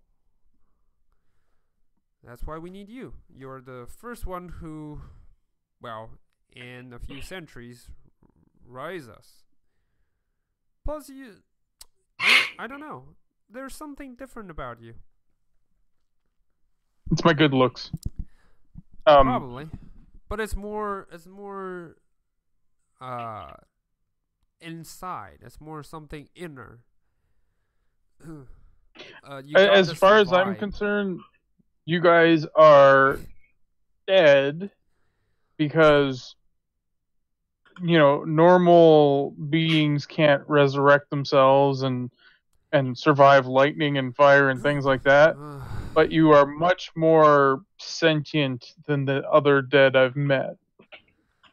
You're on the same level as, you know, a banshee or... No, you know what I mean? Unlike banshees, we're not ghosts. We're not phantoms. Plus, I've no, tried but that I mean route. intelligence-wise. Yeah. Intelligence-wise. I've tried that route of, well, claiming that we're dead, like no normal beings would resurrect themselves like that. But H insists on Tarask and stuff like that would easily take a beating and just resurrect themselves. So, like I said, I'm kind of out of options. That's why we need you. We never have an actual judge on these stuff. My judgment is you're dead, but you're bound to something on this plane is binding you here. It won't let you pass on to the next life. Indeed. Anyway, so for now, why don't you go back to the inn and you guys man the bar? just tidy up and maybe lock the door. If any patrons come in, just like, give them beer, do the normal innkeeper stuff. Alright, I guess that's one of the options. Watch the door on the liquor cabinet. That has a little bit of sharp teeth. Nah, sharp teeth doesn't bother me. Besides, there's no flesh to bite off. She waves her fingers, her bony fingers of everything. And she's like, well, I guess we'll be waiting here for your return. Plus, we're sort of binded to you. It's not like we don't know where you are. So, yeah, just remember to return, or else we'll have to track you down. Yeah. I get close to her and I'm like, "Fear not, for you were my favorite." Ish. And I'm like, it's only because you look so beautiful in that dress. And I'm like, caress her chin, and then like turn around and do like the walk off into the distance, just like all mysterious shit. Yeah, she reaches out for your shoulder and drags you and closer to her and kiss you on the mouth, and like, oh, how I wish my handsome guy to return. And you notice that H on the back is kind of like, no, you wouldn't. And yeah, you notice that it's because the nameless one grabbed him by the jaws and like just dislocate his jaws so he couldn't speak and drag him away like a dead corpse. I do like the like, I'm not even resisting. I'll be like trying doing the swoon, like, yeah.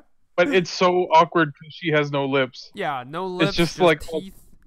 Yeah, but she's satisfied when you clatter her with your lips, and she's like, make sure you return. Well, if you died, I will prepare a fine little coffin for you, so we can be together. This is where I brush her on the cheek, and I'm like, if I die, make sure you find me in the afterlife. And I like, that's when I walk off all like mysterious. Nice. Yeah, she just waves in the back. Yeah. This sounds like a really horrible Western movie. Yeah. where the cowboys going off into the distance. You get one inspiration for that. Get the cattle rustlers. Yeah.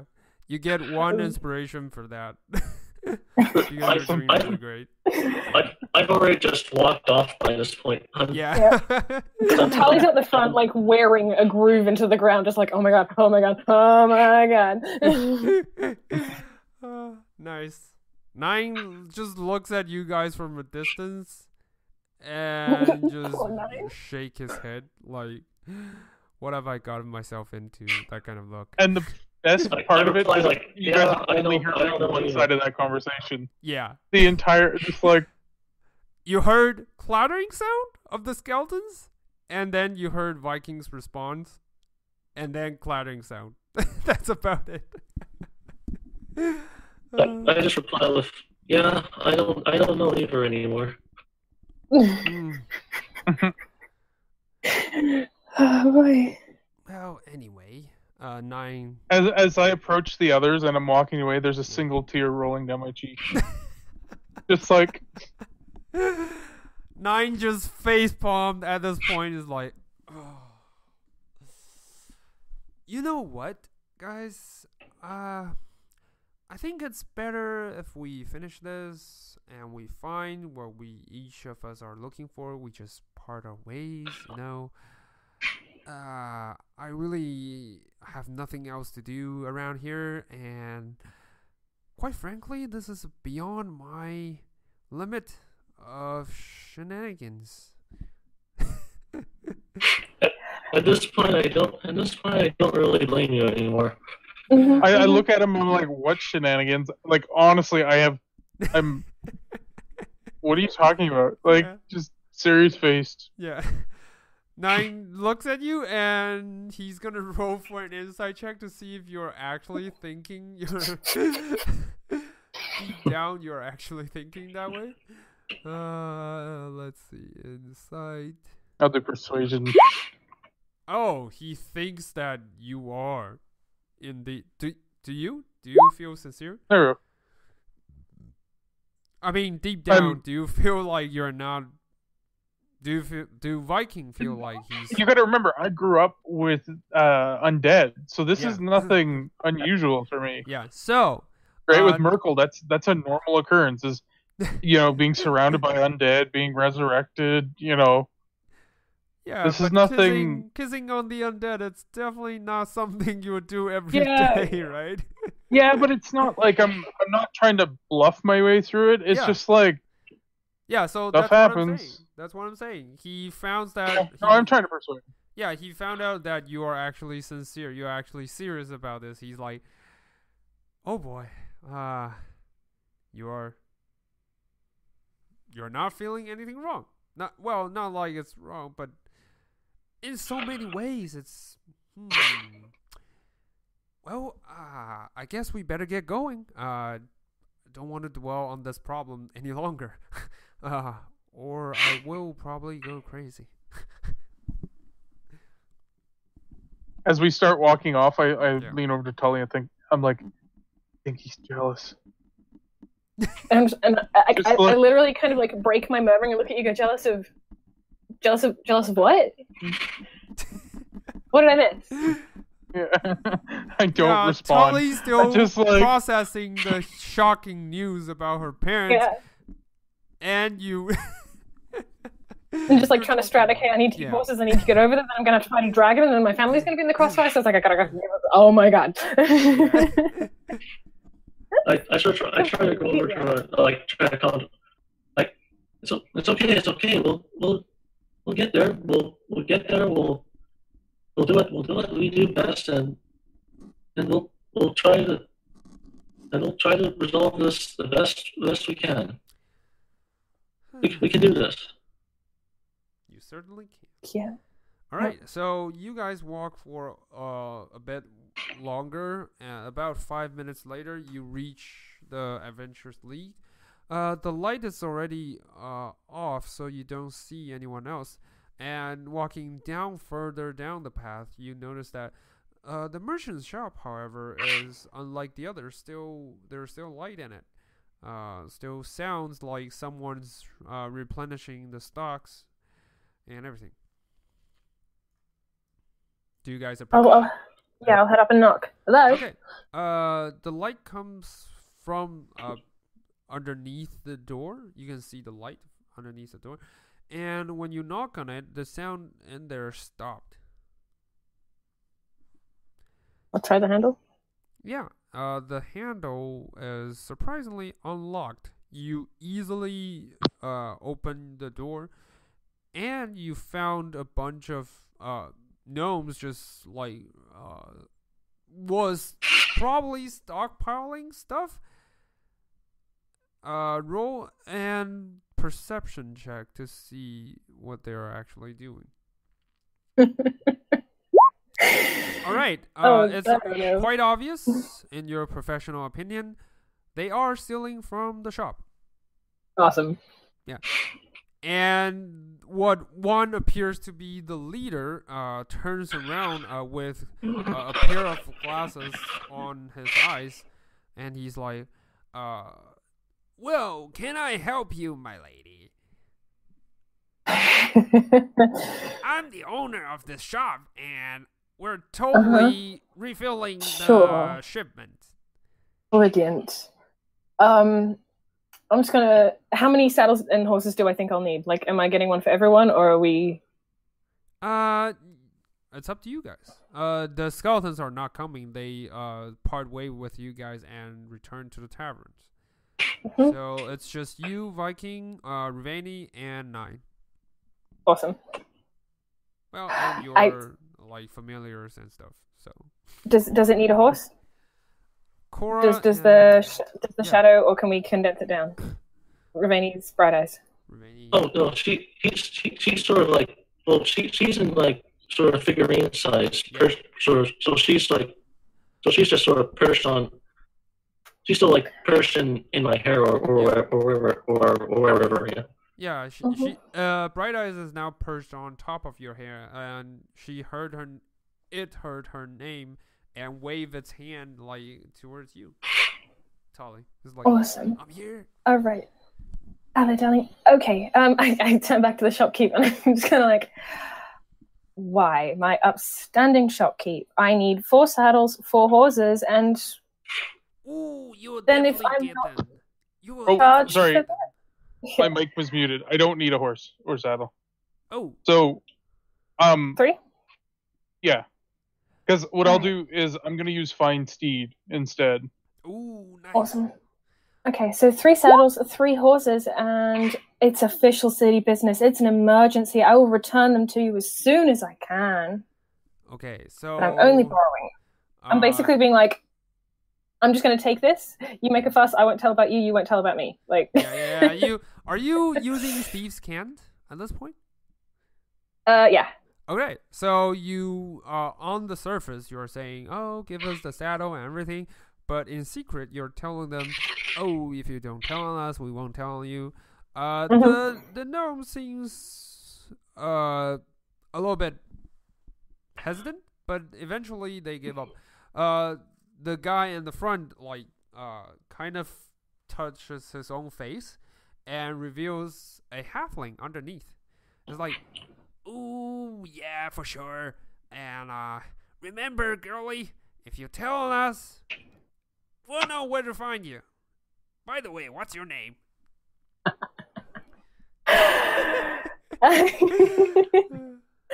Tyler's just like, oh, brother, you don't want to know.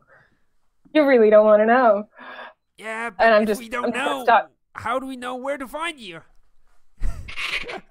I'll bring the equipment back to you. Trust me. Oh, and I'm just starting to load up, and I'm leaving. Like, I genuinely don't care. I'm moving. Time is of the essence. Oh well, boys, let her.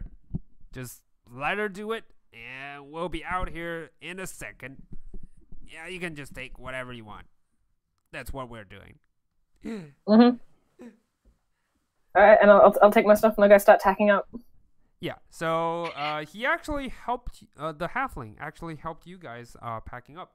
He's like, ooh, name's Goldfinger, and mind if I ask, where are you guys headed? Shitstorm territory, son. He's just nosy on stuff. Would you like to join us to fight a dragon? Oh, definitely no. But if you ever return with the dragon's treasure, I'll be more than happy to take over them. Well, in a fair trade, not taking. Not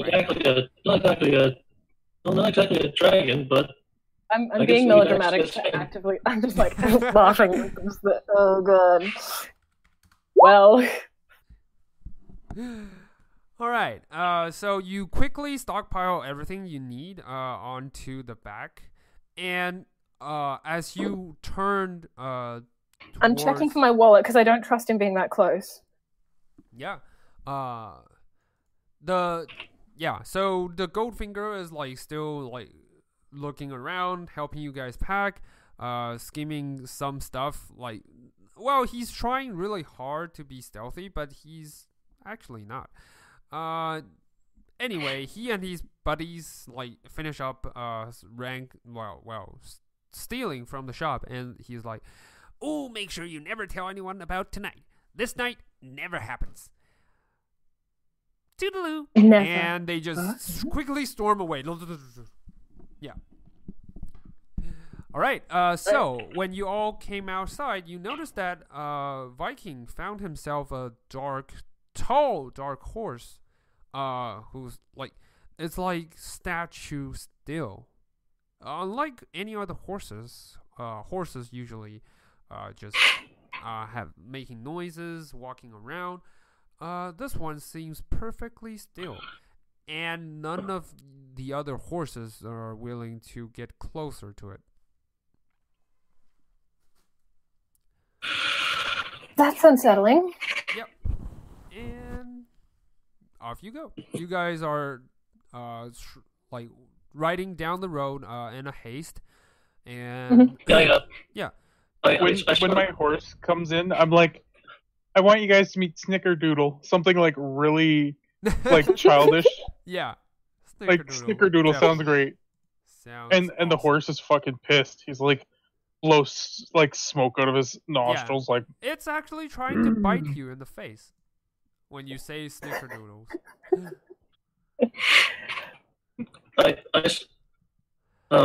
When we start writing, I make sure to sort of fish bright eyes out of my hair and stick her in my one of my robe pockets so that she doesn't sort of go flying off. Yeah. So the homunculus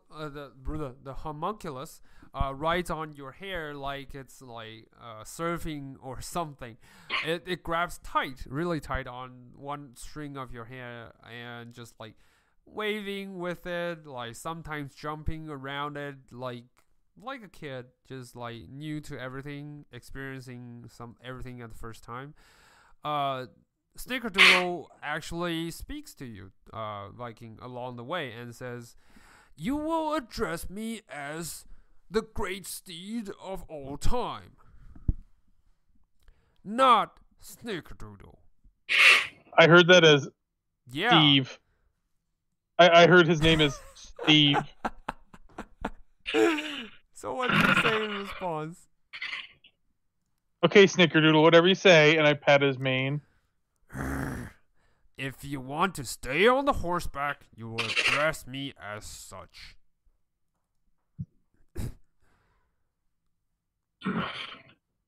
I act like I didn't hear him.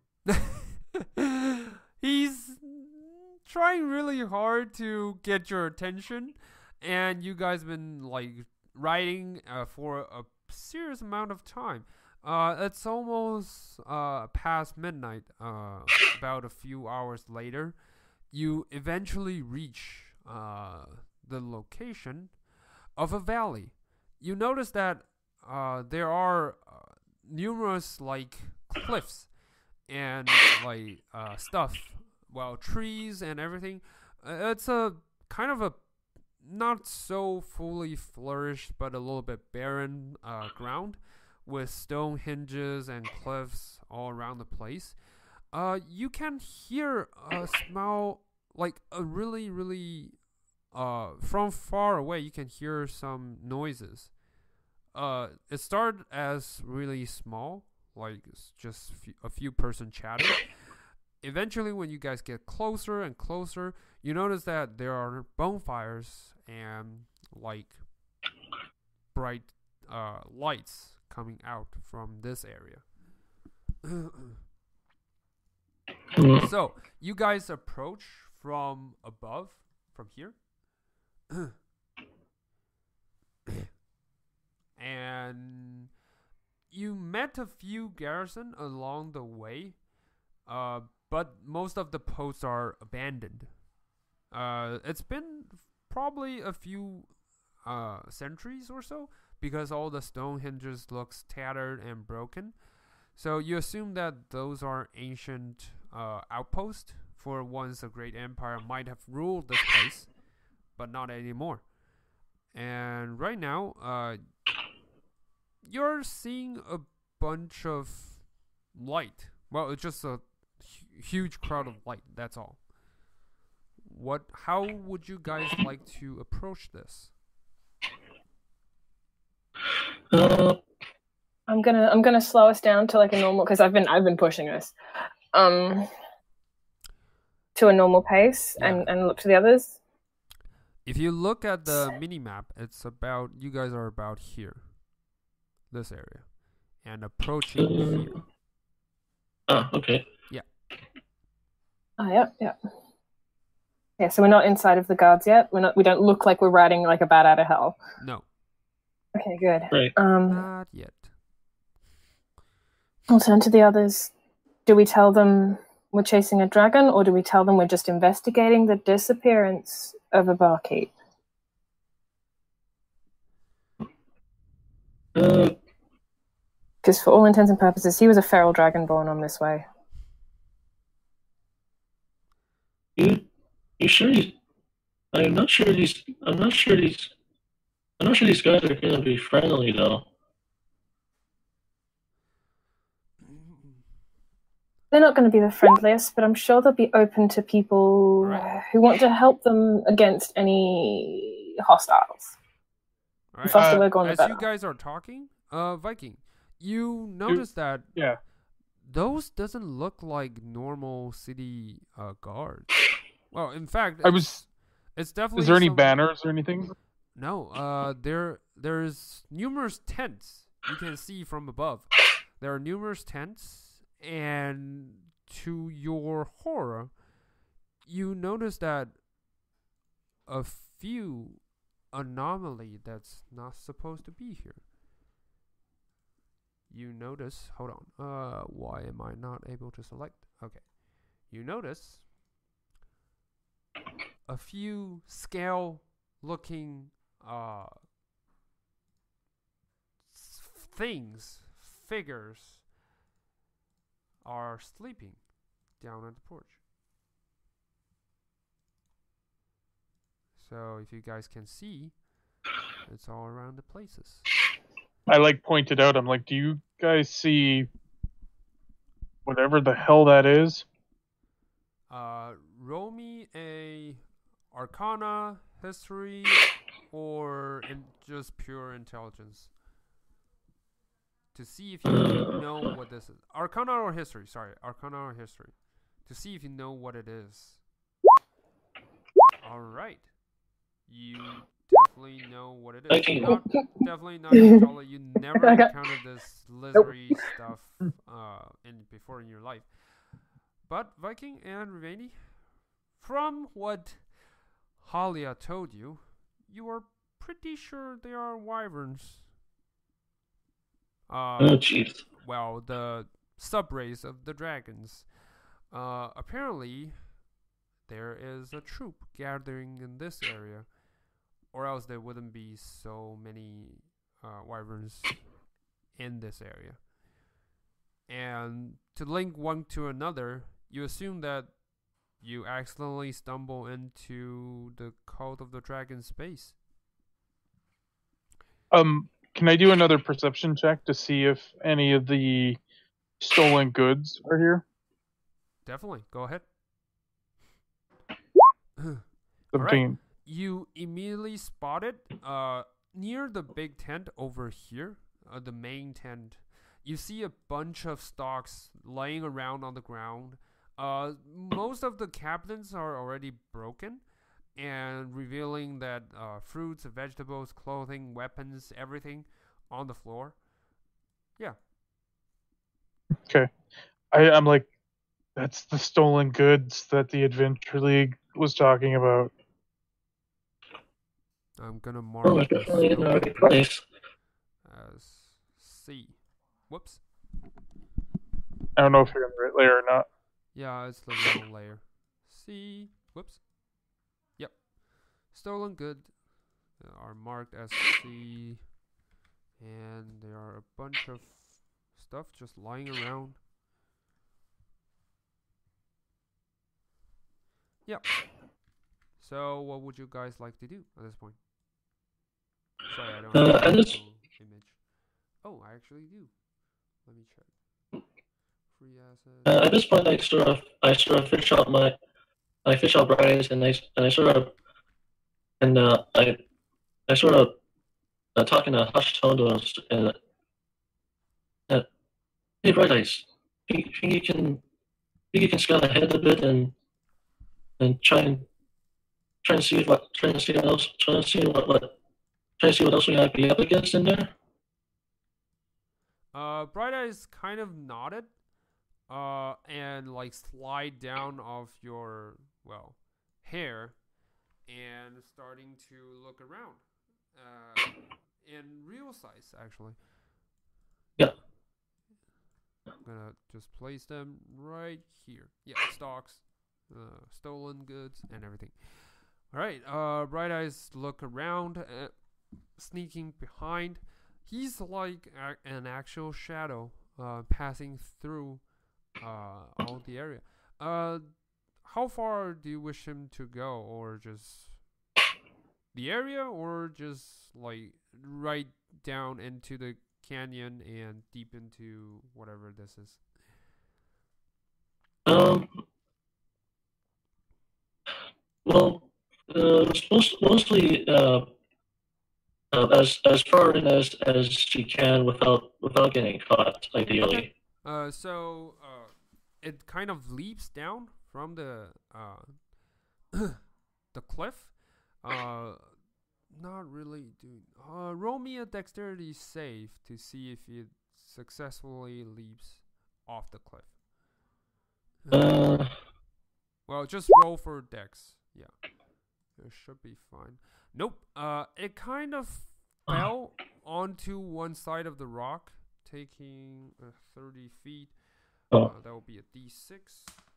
Taking 3 points of bludgeoning damage and falls onto one side of the rock, taking another 1 point of bludgeoning damage.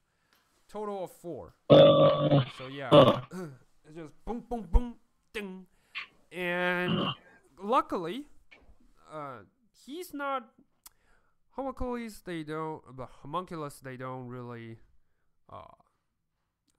especially this one. It doesn't really have a like solid shape, sort of. It's made of similar to shadowy substance. So once it falls to the ground, it doesn't make a sound. So luckily, it doesn't raise any tension. The wyvern are sitting here. Hold on. Let me drag you guys over so you guys have a better view on things. Homunculus. Where's your token, to be precise? Okay. Dragging you guys over. Yeah. You guys are up here with your steed and everything. And homunculus is gonna drop down here, taking 4 points, leaving at 3. Yeah. So yeah. The wyvern, it doesn't seem like. Hold on. Okay. It kind of spits its nose, like piss from the like nostrils, and like standing up, trying to look around. What can you do? What would you like your homunculus to do, Rivani? Right now, definitely sort of hide until the wyvern goes back to sleep. All right. There's a small cave inside. You can see from up here. Yep. There's a small opening. So he hide into the cave. The wyvern is still looking around, sniffing, and looking around again. At this moment, you heard a sound inside the main camp saying, what is it, my boy? Yeah. So a figure came out of the tent. It looks like it's a green dragonborn. It's definitely not Kaz. And it's like looking around, trying to find what the source of disturbance is, where it is. You can see that on the preview on the side. It's him. Yeah. He's looking tall, really tall, and sharp claws and everything, with leather armor attached onto him, and he's like, "Ah, boy, another rough night of sleep. You know what? We could use good hunting. Go hunting." And the wyvern just started flying over and out of the place. Yeah, so it's gone. And this dragonborn just starting to roam around the tent as if he's the one who's in charge of this place. What would you guys like to do at this point? I assume we see this guy. Yeah, you all see him. He's just walking around, barking orders and everything. And I sort of go like, I think that guy looks like someone in charge. What do you guys want to do? The tactician in me says, if we go down here, we have no means of escape. I don't. Nope. It's a fairly steep decline. Yeah, you estimate about from where you guys are standing, it's about 60 feet. From where the homunculus dropped down, it's about 30 feet. Yeah, but none of you have a climbing speed, right? No, but my boots, I'm assuming, will get me the hell down. Yeah. Okay. But I'm like, we're way outnumbered. Tyler's just like doing that awful math of do I go back and get the city guard or do more people die? What the fudge? Well, we don't really need to fight this battle. Right?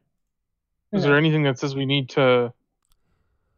From looking down at the tent, you notice that there are a bunch of Dragonborns stationed nearby. And with your sharp eyes, you notice that one of them appears to be Kez. Those aren't unlike this one. This one, the one who looks like a leader of sort, he looks conscious. He looks like he's in control of himself. But you notice that a bunch of the other Dragonborns who are on the side doesn't look like they're in control at all. They look like in a feral mode, like in a beast mode, and everything just goes feral, and like their eyes are glowing red and everything. Looks like hypnotized or something. Yep. Is Kaz still out of his mind, or? Definitely. You can see down there, he's actually picking a fight with the other Dragonborns until he was stopped by the other guards and everything. You notice that there are a bunch more cultists running out from the tent, trying to stop, to break up the fight. They're like, "Hey, stop what you're doing!" Yeah. They just charge in and trying to break up the fight.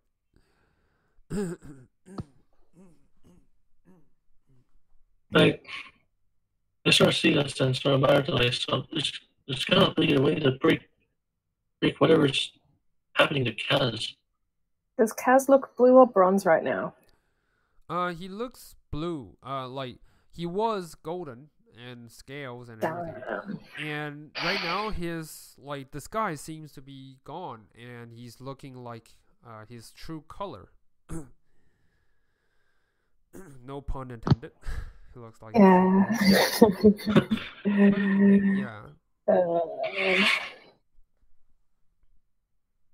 So what would you guys like to do? I'd be willing to, Tully has no problem going up and down the cliff, right? No.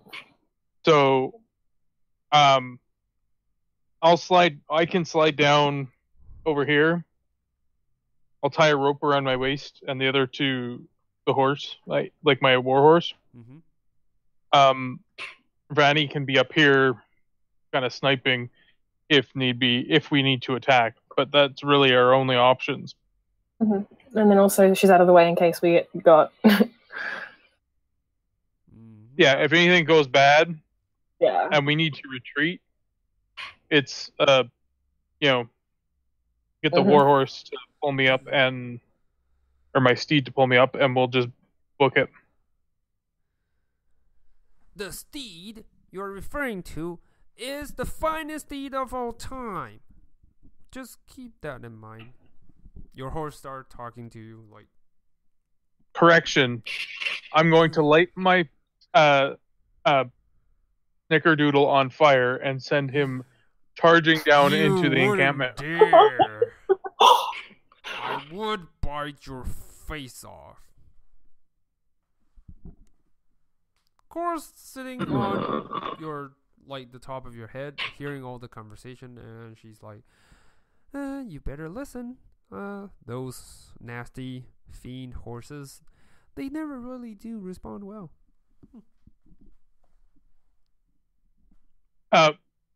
You guys can actually. Well, I don't know what language this one would be speaking in. It's actually speaking. What language do you speak? Actually, I speak like. I think it's.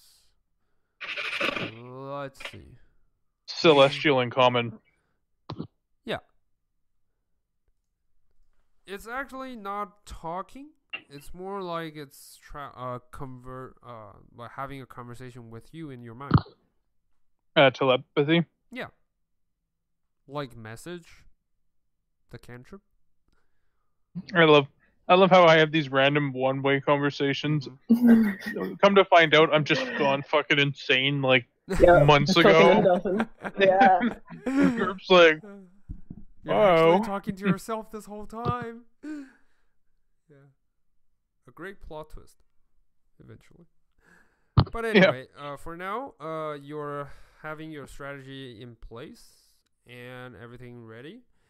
And you sure you're about to do this? Just wanting to ask. Yeah. Tally's doing this not now? happy about it, but oh my god. I need to know that there's like All right. no one in danger down there. Is that weighing the? All right. But if we want to bail, like, do we need the city? I feel a lot more comfortable because she's saying this to you. Like, I feel a lot more comfortable with an army at our backs. There's like, what are the rough numbers of the camp? Because I'm like looking at tents, going, 2 per tent. Yeah, it's about there are about a dozen or so tents lying around. You notice that there are, although you can't see the specific guards, they are there are a few more tents that are there's torches on the side of it, so you would assume that they are people inside. There are people inside. So not just here, but basically this whole area, this whole tents. There's torches, there's lights, there's noise. Yeah, I think there's way too many for the 4 of us. Yeah. And at this moment, you heard the green dragonborn starting to bark something beyond orders. It's like, "Oh, gather up. Boys. We got another shipment incoming. And if we want to catch them, now will be a best time. They never know where we are, so we'll hit them the least expected, like we did last time. Plus, now we have new helps. You see, we have our fine, new recruits to join us among the lines. All thanks to the mighty Tiamat. Praise her name. Yeah. And soon we shall claim our rightful place on this road. But first, we need to eat." I start angrily clenching my fists as I listen to this guy prattle on. Yeah. Is he actually holding something? Yeah, he's holding what? Roll me a perception check to see if you can actually see that.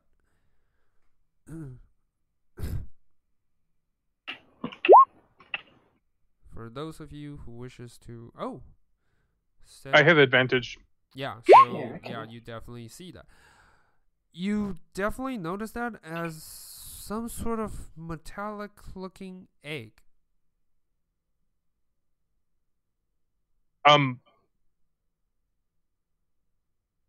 Religion check. Is that a Tiamat relic that I would know of? You would know of, based on your knowledge, Tiamat's follower once fallen and lined with Sandmaster in order to create the Dracolich, like you know before. This would be one of the ancient artifacts. That's the name is already lost in time, but how it functions it would transform a dragon into a Dracolich. Is called it's you don't know what it's called, but you do notice that how it's really really powerful. And yeah, it should be already gone for a long time. And beyond that, you notice that in your veins, you can feel Merkel's power inside of that egg. I look to the others. I'm like, yeah, that egg is just bad news. That is oozing divine power on a artifact level. It's much that more makes any sense? powerful than you ever experienced. Simply. Mhm. Yeah. So they don't normally give something of that much power to someone weak.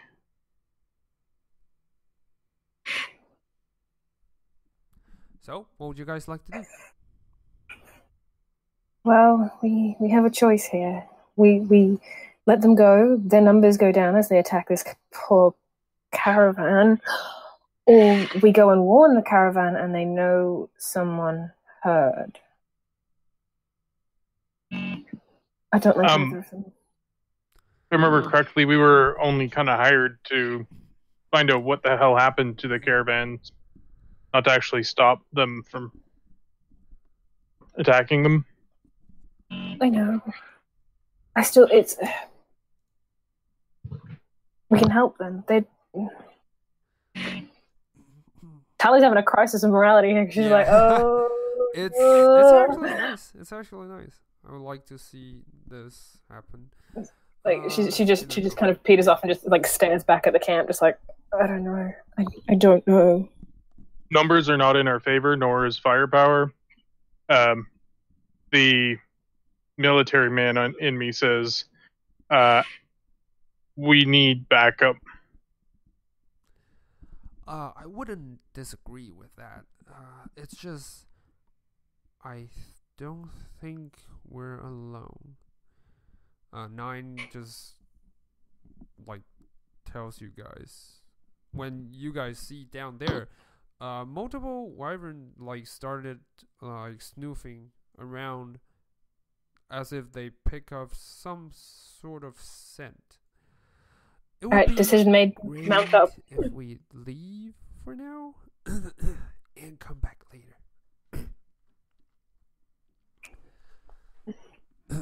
So yeah, let's take off. Yeah, we can go. We have the map that I know where the caravan's been attacked. We can go and try and support the caravan at least. All right. So you want to do that instead? Right. Yeah. And I'll have once we sort of establish it, I'll have Bright Eyes try to climb back up to us. Bright Eye, to your surprise, Bright Eye just leaps its way up, just like it's not a big deal for him to leap. Oh, okay. Yeah, and it shrinks down into a figurine.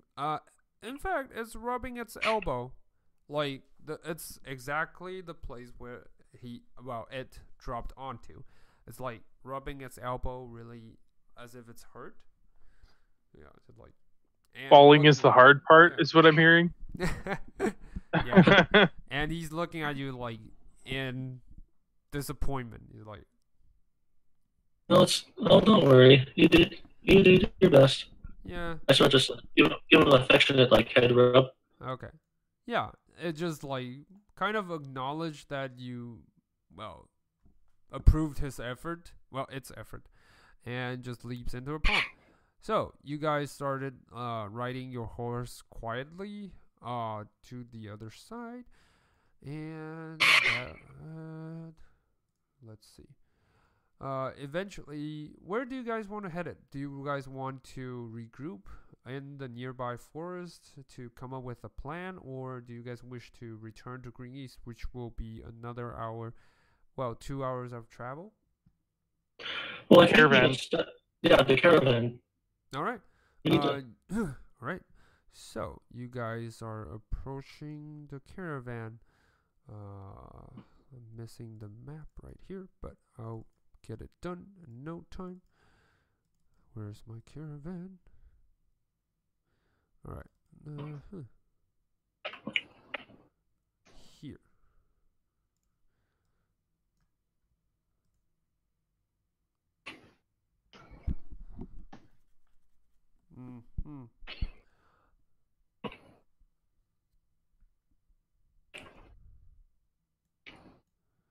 So, eventually, you guys reach the caravan position. Sorry, I'm gonna drag you guys over. So you guys. We're still on the other map. Yeah. The encampment map. I'm gonna do that and drag you guys over. Map layer. Alright, that will do the trick. Alright, so you guys are approaching the forest on the other side, and yeah, the caravan doesn't seem to arrive yet. It doesn't seem to have arrived yet. So, what would you guys like to do at this point? Come up with a plan, warn them, or I don't know. Well, we should definitely find a way to warn them. Yeah. Yep.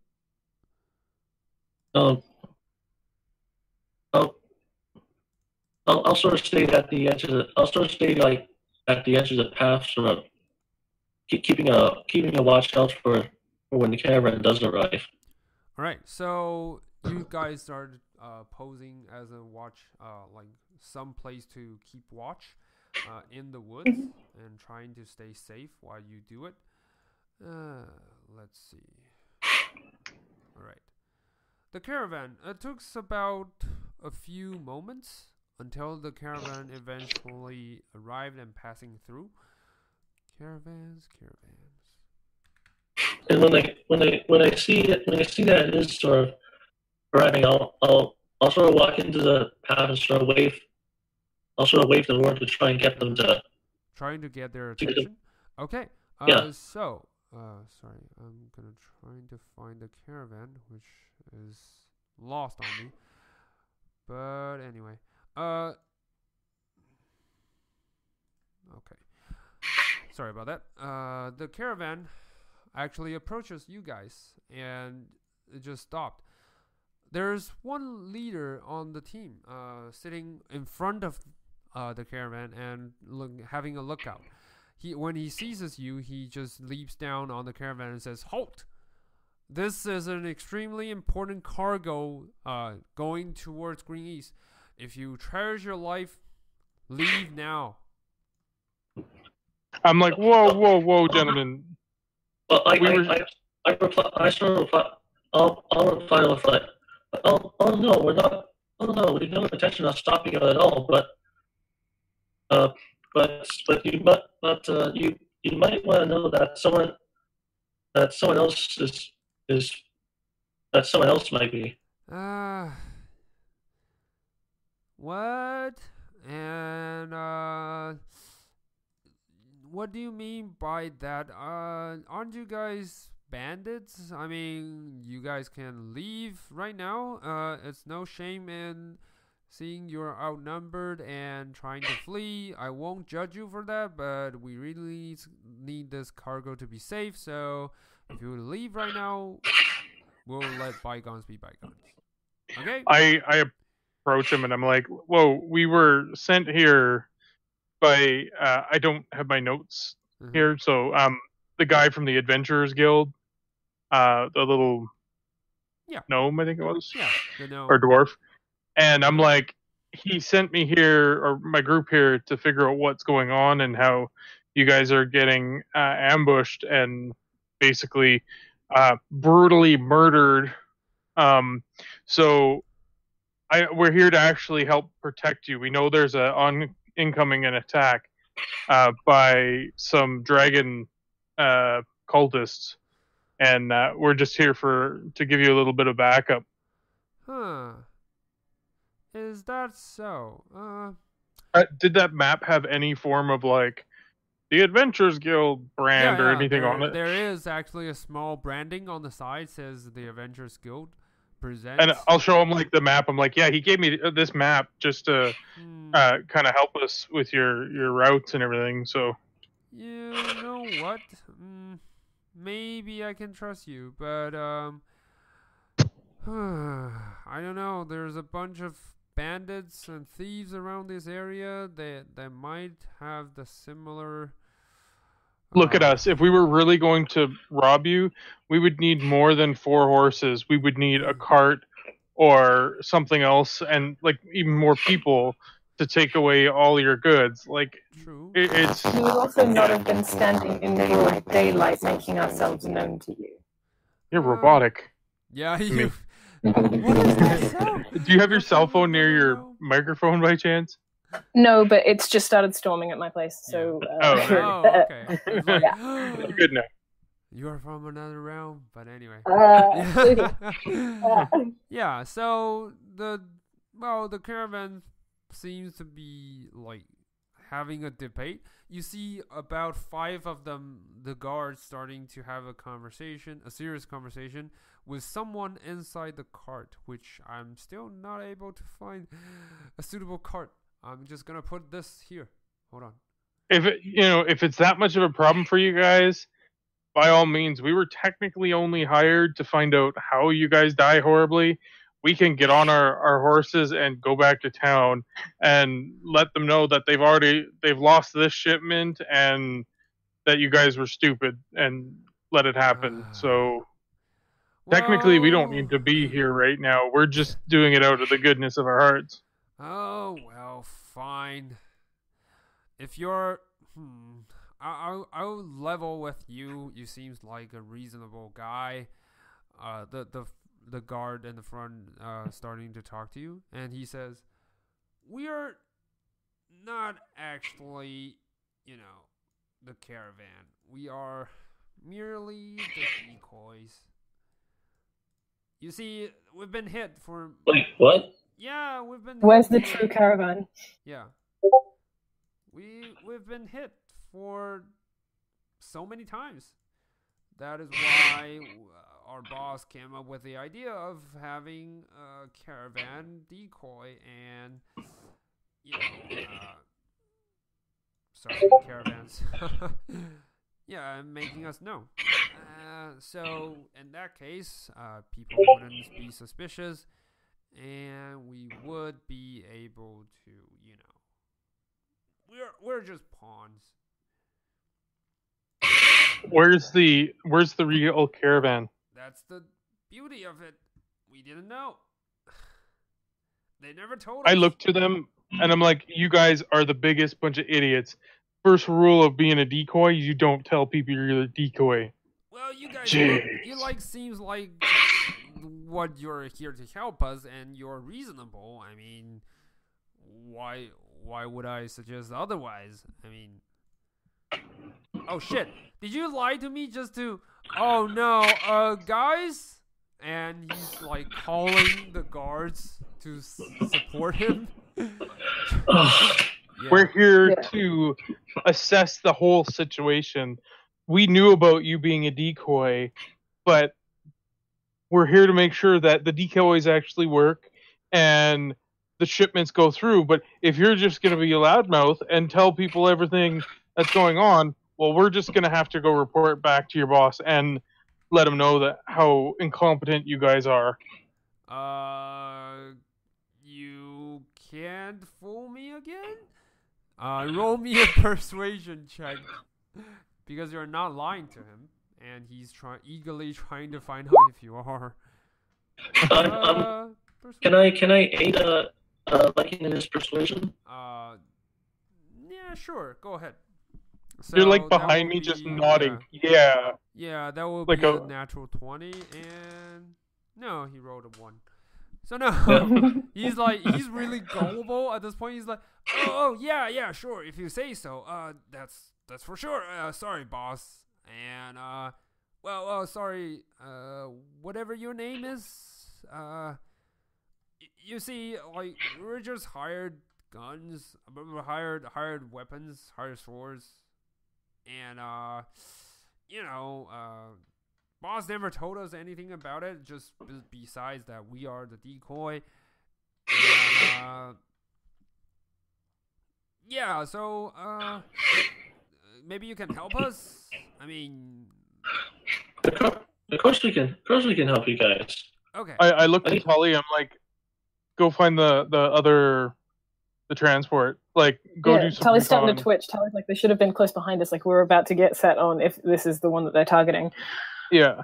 All right. So you guys waited for another set of minutes, and no one comes through. Okay. Like the cultists, the Dragonborn, none of them came here. Did the gods? Tally walked over. Did the other caravan leave at the same time as you? Did you see them at all? Do you have any idea? Left on the opposite direction of the forest. Where are they now? What is their route? They should be by the Greenest by now. I mean, if you want to, I can point you to their direction. I'm sure they're safe. Yeah, I mean, No. we're the decoy. We never get hit, right? You have a leak somewhere. I like- They know. I walk over to him and I backhand him, and I'm like, when the decoy doesn't get what's hit, that it for? means the real convoy got hit, you idiot. But well, he's still gonna pay us, right?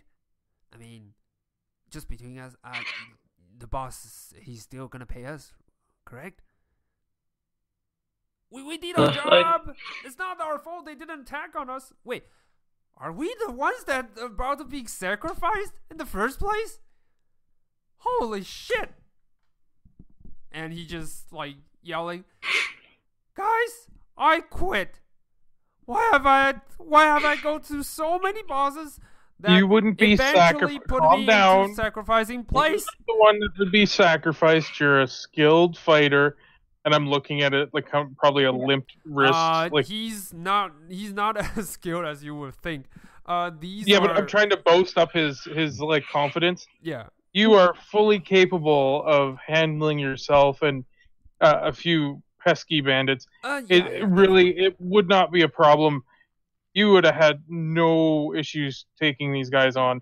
It's just, you wouldn't be cumbersome by all the goods and be worried about that stuff. So yeah, come on, get on your horses. We need to head. I'm already mounted up, and I'm like about to charge past and grab him. Okay, so Tully, When I see the others mount, fast. Yeah, and Like, I'm gonna you come past follow and grab the behind. guard that was talking, Yeah. and I'm gonna swing him up on my horse and just go, show me where. We're going. That way, and he points at this direction, towards the other side. Ding. I hop on my horse as well, and Can you see it? Mm-hmm. Yep, we are going. We're leaving. All right, so you Expecting ride everyone on to your catch up. horses and start off into the distance, and that will be the end of today's session. I yell at those guys though. I'm like, you guys better be behind us. Sure thing, boss. Well, whoever you are, and as you I say, guys, you won't get paid if I say you coward. You were a coward. As I run off into the distance. they on my horse. they were trying to flee until you said that, and they were like, "Oh, fine, he got us." I'm such a motivational speaker. You're the greatest mystery shopper I've ever had. All right, that will be the end of today's session. Great job, guys. You successfully